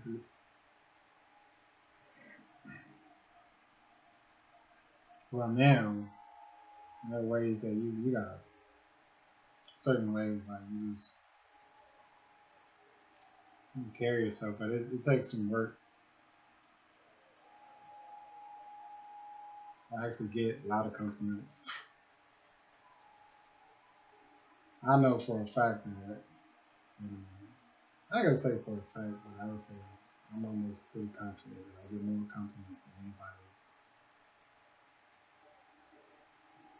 I would just say in America, period, on a daily basis.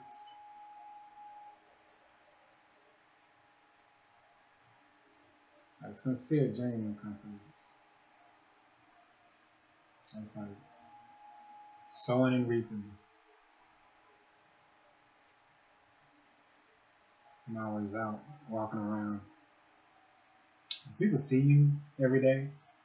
You're just always in their face, and they just have an opportunity to observe you, become familiar with you. That's what family is. Becoming familiar with your routine, seeing how you behave and respond to people. Like, you can win them over. When I first came here, came back here, I came like this. And so it was just nothing but hate. I mean, hate from everybody. My parents tried to, check me into a mental institution. Like, they really in my face, like, you think you're insane. despite the fact that I'm conversating with them regularly. But I just couldn't get over my appearance. I just couldn't get over anything. Like, just like you don't have a job. You're not going, look at your hair and look at. And now it's just kind of like I'm looking at them so. It's like, you guys, all people should know who I am. You don't know my track record. I've done things that nobody in our entire family has done. That's this thing here. It's like nobody pays attention to your deeds. It's like everything's just superficial. So what if I just came home with a suit and hair, even had some earrings on? They would be like, "Oh, they wouldn't say you a man. They'll say you okay, you good, you're doing good. What's doing good? You're looking good." Sickening. That's kind of what it was. This is like repulsive. This is It's like, wow, you guys don't even know me. You think who I am has something to do with my skin, my body, or my hair. You're not even getting close to the meat and potatoes of who I am. You're just looking at the shell. A shell that, for all practical purposes, is a direct reflection of your genetics. It's like you're judging your own genes. It gets to a point to where you just say, who's really insane here? And I walk around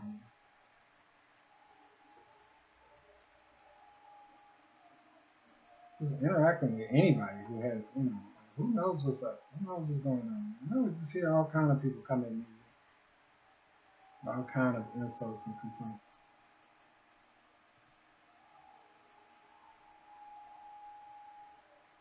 It was like, in that community and society, people were making efforts and struggling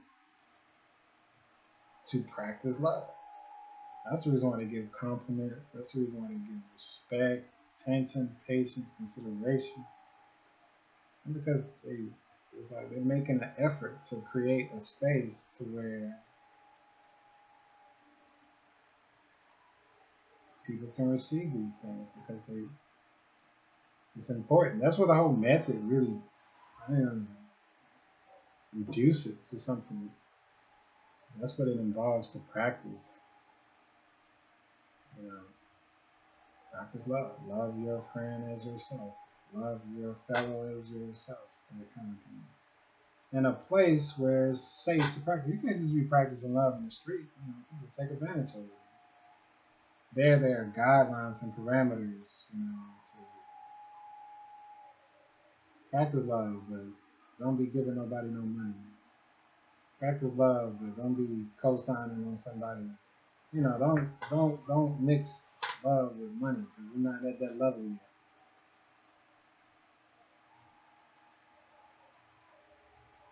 You gotta keep it kosher, keep it clean. And like I said, you got millionaires there alongside guys like me. And so, it's easy for me to practice love with somebody if I know they got $1 million. Man. So you have to do it to where it's like all those factors don't come into play. You wouldn't know what a person has and what they don't have.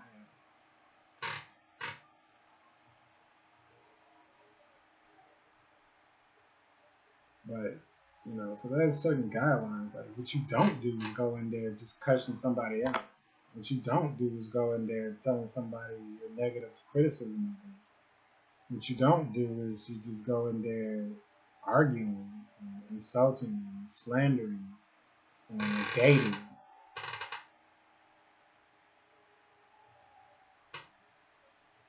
But here, in the streets, it's the wild. You can do anything. You pull the gun out of them. Where are you pulling the gun out of? For walking? Like, come on, you gonna kill me in broad daylight? Is that really what you plan to do today? What have I done? It's like insolence. Like, man,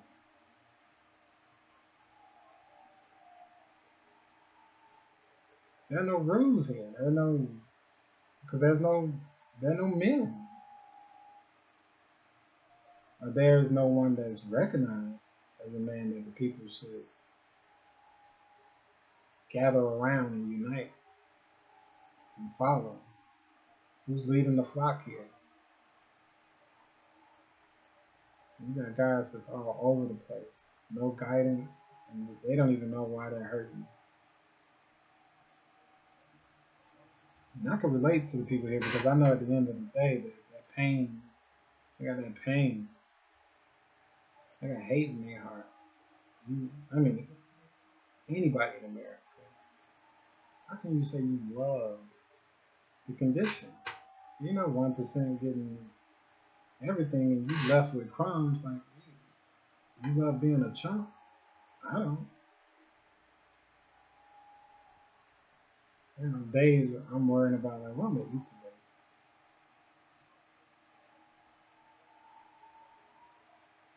And on the other side of the ranch, you got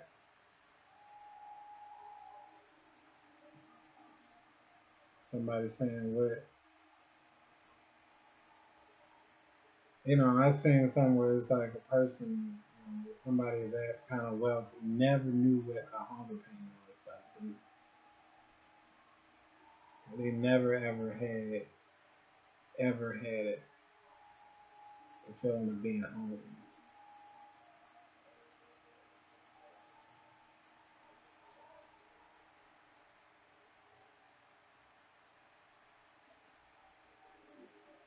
I mean, it's some days I go by thinking like, what am I going to eat today? It would really occupy most of my day.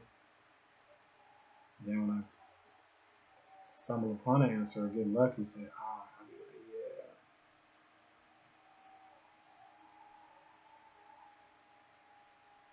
yeah, relief.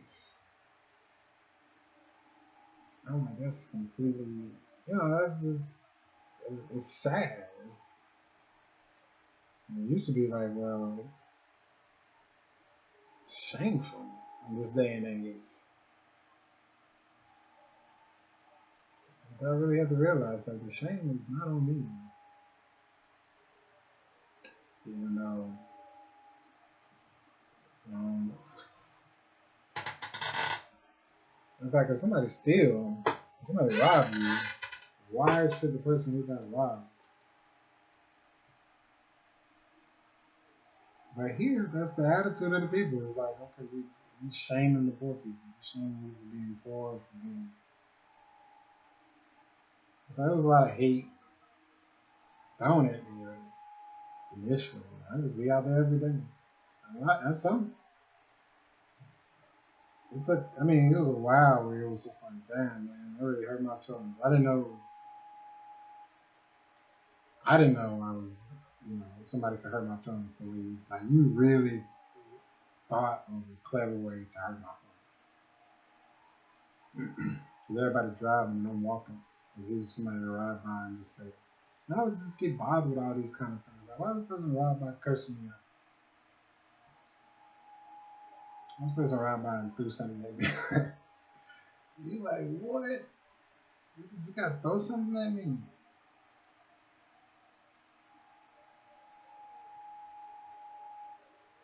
How disrespectful. Like, so it's like clearing out a garden. Like, you got snakes and weeds and everything, but you just keep. Now it's like you starting to see flowers blossom, blowing kisses, people honking, hey!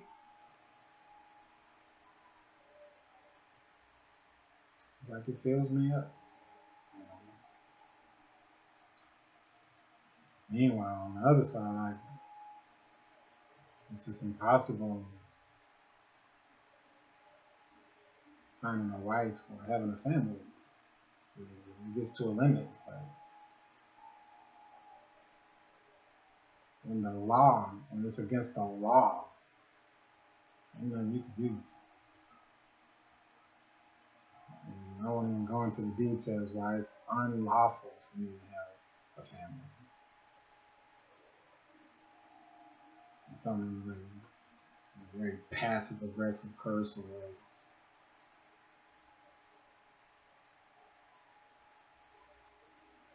very manipulative way. But you know, that used to be the case with the slaves. Like they had a law to where the slaves couldn't have sex, which is still in effect today. Like sex is something that you have to do in secrecy. You get your own place, and you gotta do a lot of work to get that place. And you didn't have time to do anything. I don't know. I did all that stuff. It just burns you out. It's like just to live as a man. Like I say, it's not.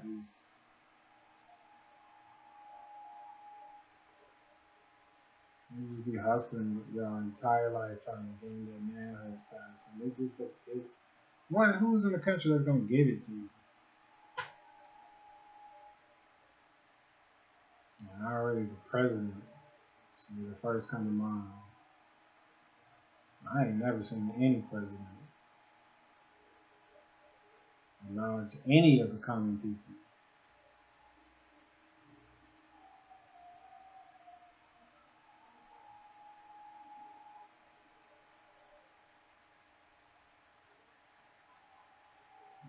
You know, you gotta be somebody you look up to, if anything. And it's just like, man, they done trashed that position. Yeah, it's like a joke, man. I don't even take it seriously, man. This is, I don't know. I'm afraid to say something that's gonna hurt somebody's feelings. Some people feel, the president of the United States. It's like, yeah, that's a seat for the man.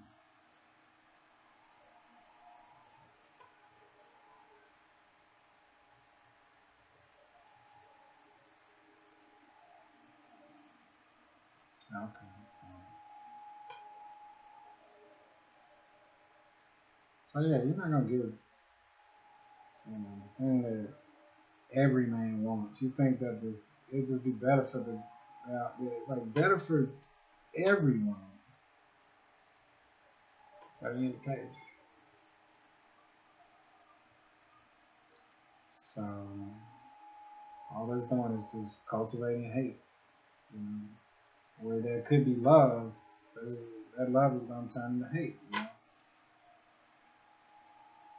So now it's like, especially with the women, this is whoa,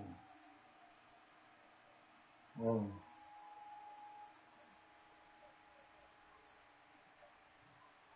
I swear it's like I've seen demons. I've seen some scary women. You didn't even talk to me. You didn't want to use like, this turned into like, you're like, damn, what the hell? You talk about feminine rage.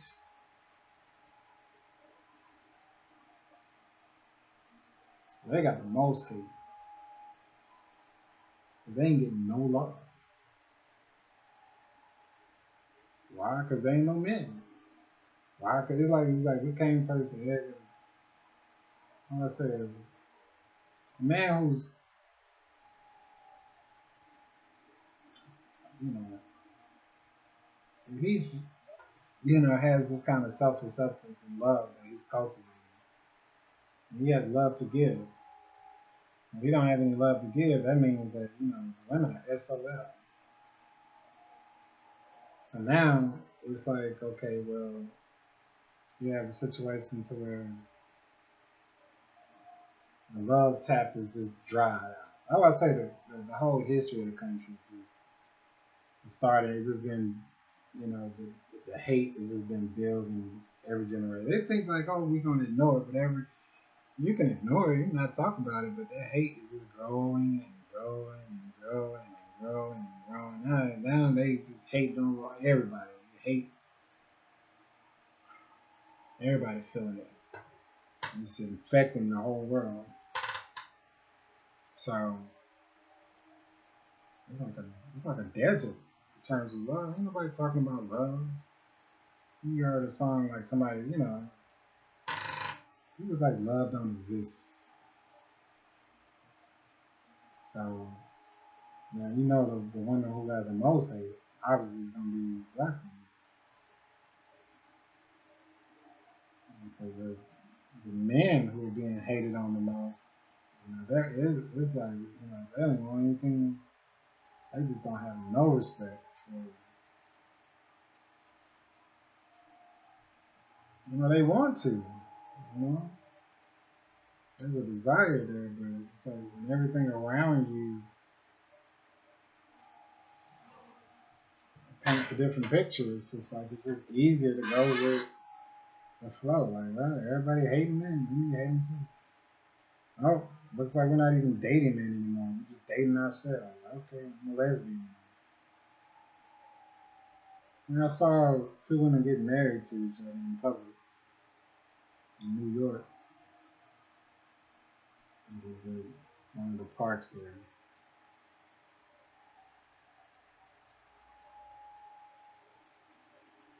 I swear, like I was like, I wonder if they're getting paid for this. It's so many things that are so fake that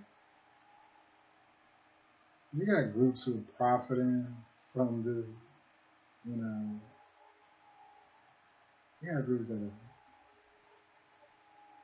they got no love for people. You got groups that are like basically, we're not gonna get into that. That's like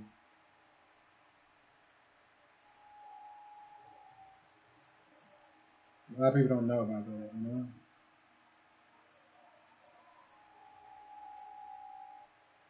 Because I just question everything. Like, is this even legit? Especially when I seen how much time and energy goes into forming a real food. I do not believe in this feminist lesbian group. Like, you got to show me how this group got started.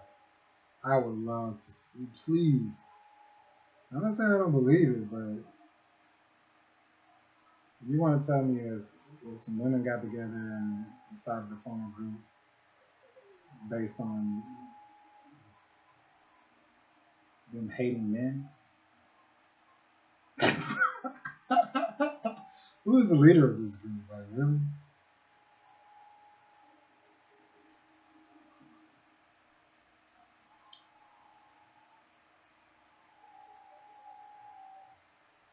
I'm sorry.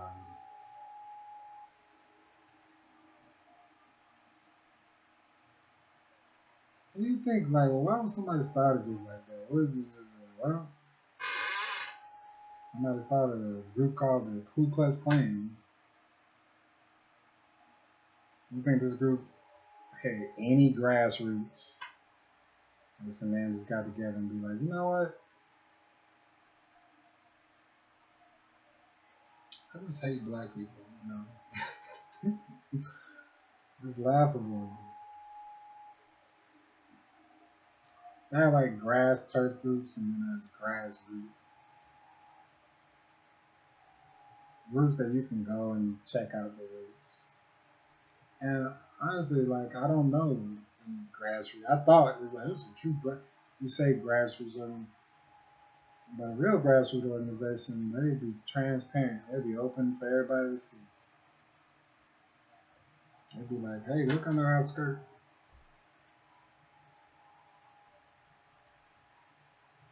Please.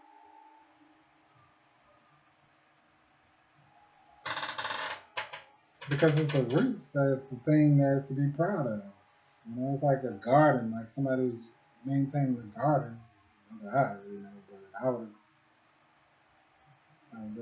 the cultivation, the germination, like, like, oh, starting to sprout. Like they're there every step of the way. and they have a profound sense of, they know like, how the flowers struggle, the obstacles. They know all that stuff, and they can talk at length about it. This is somebody who just goes to the store and buy a plant. And, yeah, I bought it; it was already grown. Somebody did all the work for me. Now I got a garden full of plants that I bought. From, you ain't got no personal attachment to it. You ain't got no story behind it. The grassroots organization got nothing but stories. That's like the best thing about it. Let me tell you what happened here. And then, and we almost didn't, it should never, ever, like we ran into it. And they can talk about that story all day.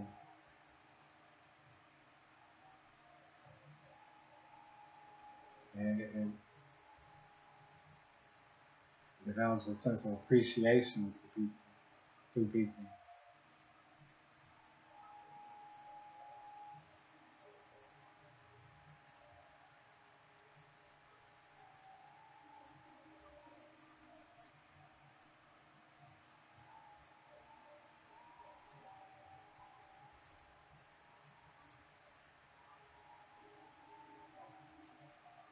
Hmm.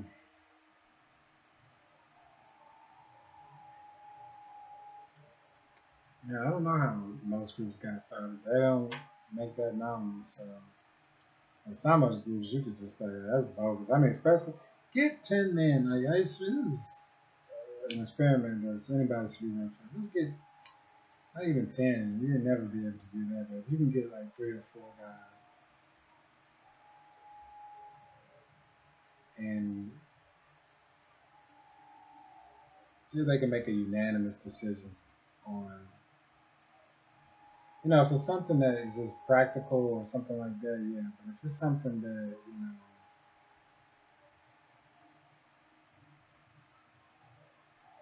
you see, everybody has different opinions. Like, it's very hard for people to, one, say who's going to be the leader. Two, should there even be a leader?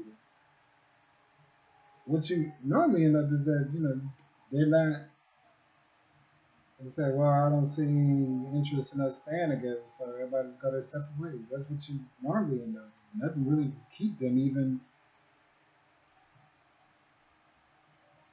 together on a consistent basis to even form a group. How many people really, I mean, have you ever had any experience doing volunteer work? Man, that takes heart. A lot of people ain't got heart for anything except for money. For money, they all in. They need it. Like, they need it to survive and stuff. But for trying to address problems in the world,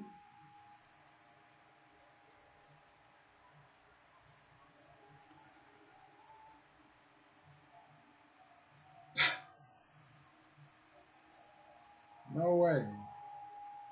There's a Congress lady. There was a Congress lady, Cater, who inspired me. Congresswoman Cynthia McKinney. To the point to where I said I want to volunteer to help you by any means. I see you're doing something good for the community, for the world. And so I volunteered. I was the only, like for her congressional staff for the local district in Decatur, you know, doing in the office, doing administrative work, not in the campaign, holding up some sign in the street. I say, there's anything wrong with that? Somebody's really using their brain and thinking, trying to do something. And I swore I expected this. I thought I would see like 100 volunteers up and down. And people came to the same conclusions of just the issues that she was addressing, like if she were able to get them resolved, like it would be so much better for everybody. And just be an indicator, it was just luck because she was all over the place. I met her in New York. I didn't know who she was. I just stumbled upon her physically in New York. I was like, damn, you the congresswoman? You doing all right? You from the? I'm from the Cape. I'm about to go back there. Shoot, I'm gonna, you know.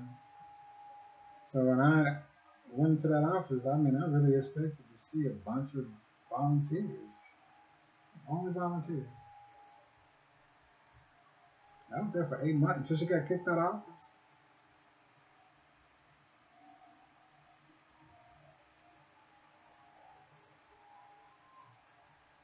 People don't have heart here. Like, we don't have heart for any.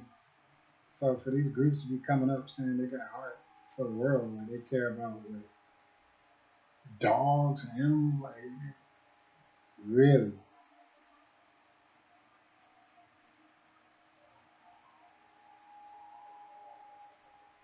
What people like, come on, man, really? You caring about all this crazy stuff going on in the world, and you concerned about dogs? Like, you got men being treated worse than dogs.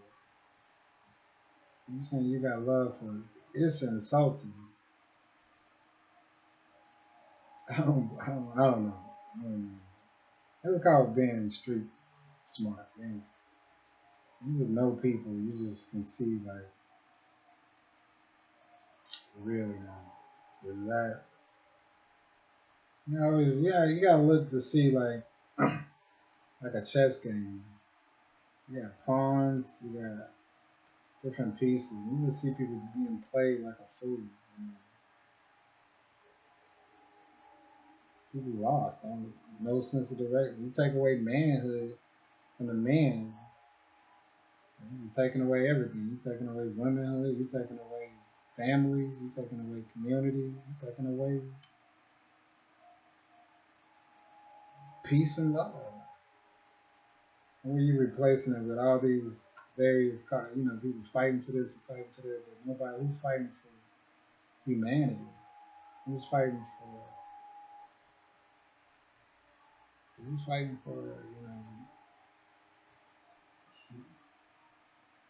Us, our soul, people. Why are there people? Like why are there people like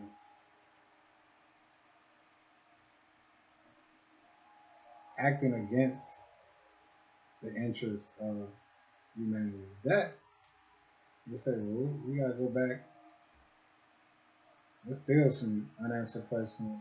I go back to there's a there's a paper trail in the courts of the laws that were passed from the founding of America. And you can just see what the power structure was thinking. You know, you just see how racism got invented. There was no grassroots Europeans who hated white people. Look at the laws that were passed. They just give you a clear textbook of what they were thinking. They didn't refer to them as white people. They referred to them as Irish, English, I guess African. I don't know.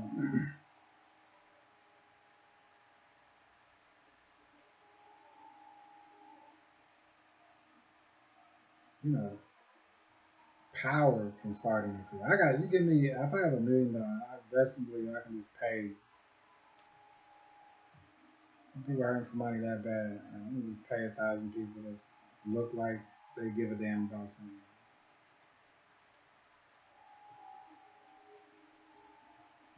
From everybody I know in America, money is the main thing that concerns them. There's no love for anything else.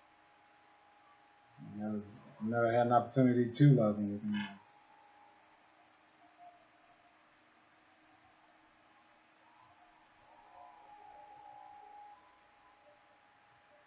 They were not taught to love anything else.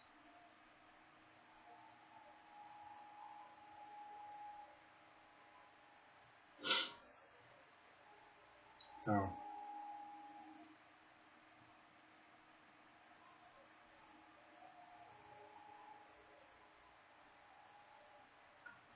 it's like the group, like the neighborhood,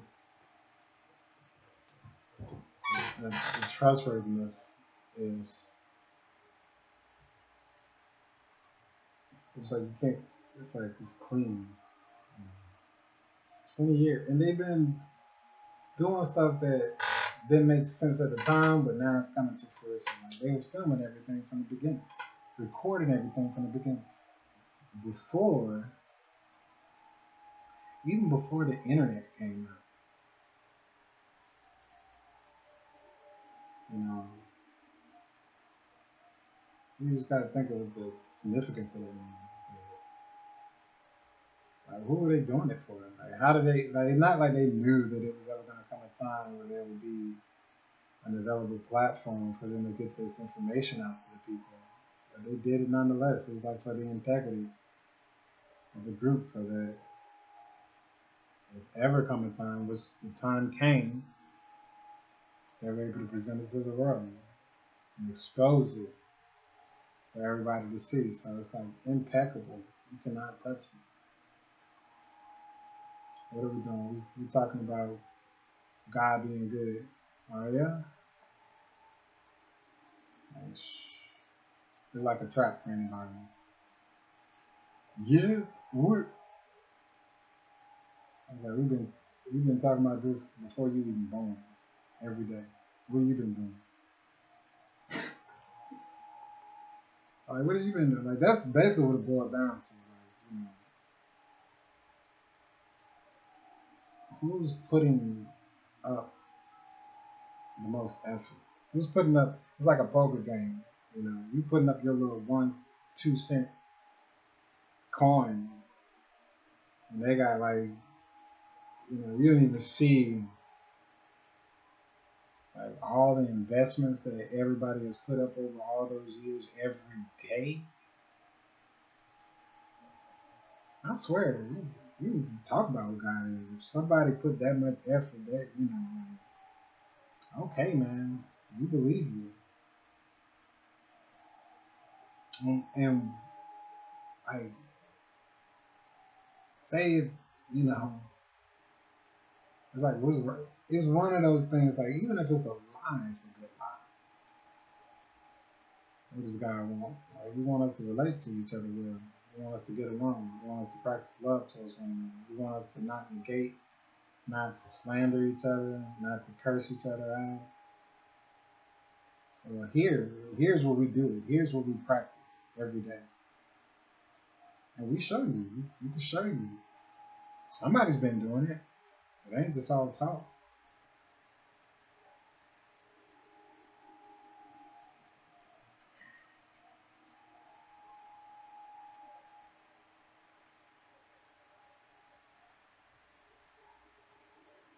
Like, can somebody put up a higher bid? Do you have anybody else to put up?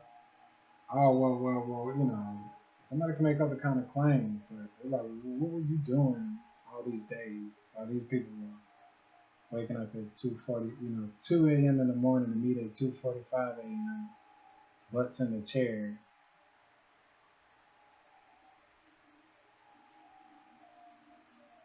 You want to put yourself in that seat.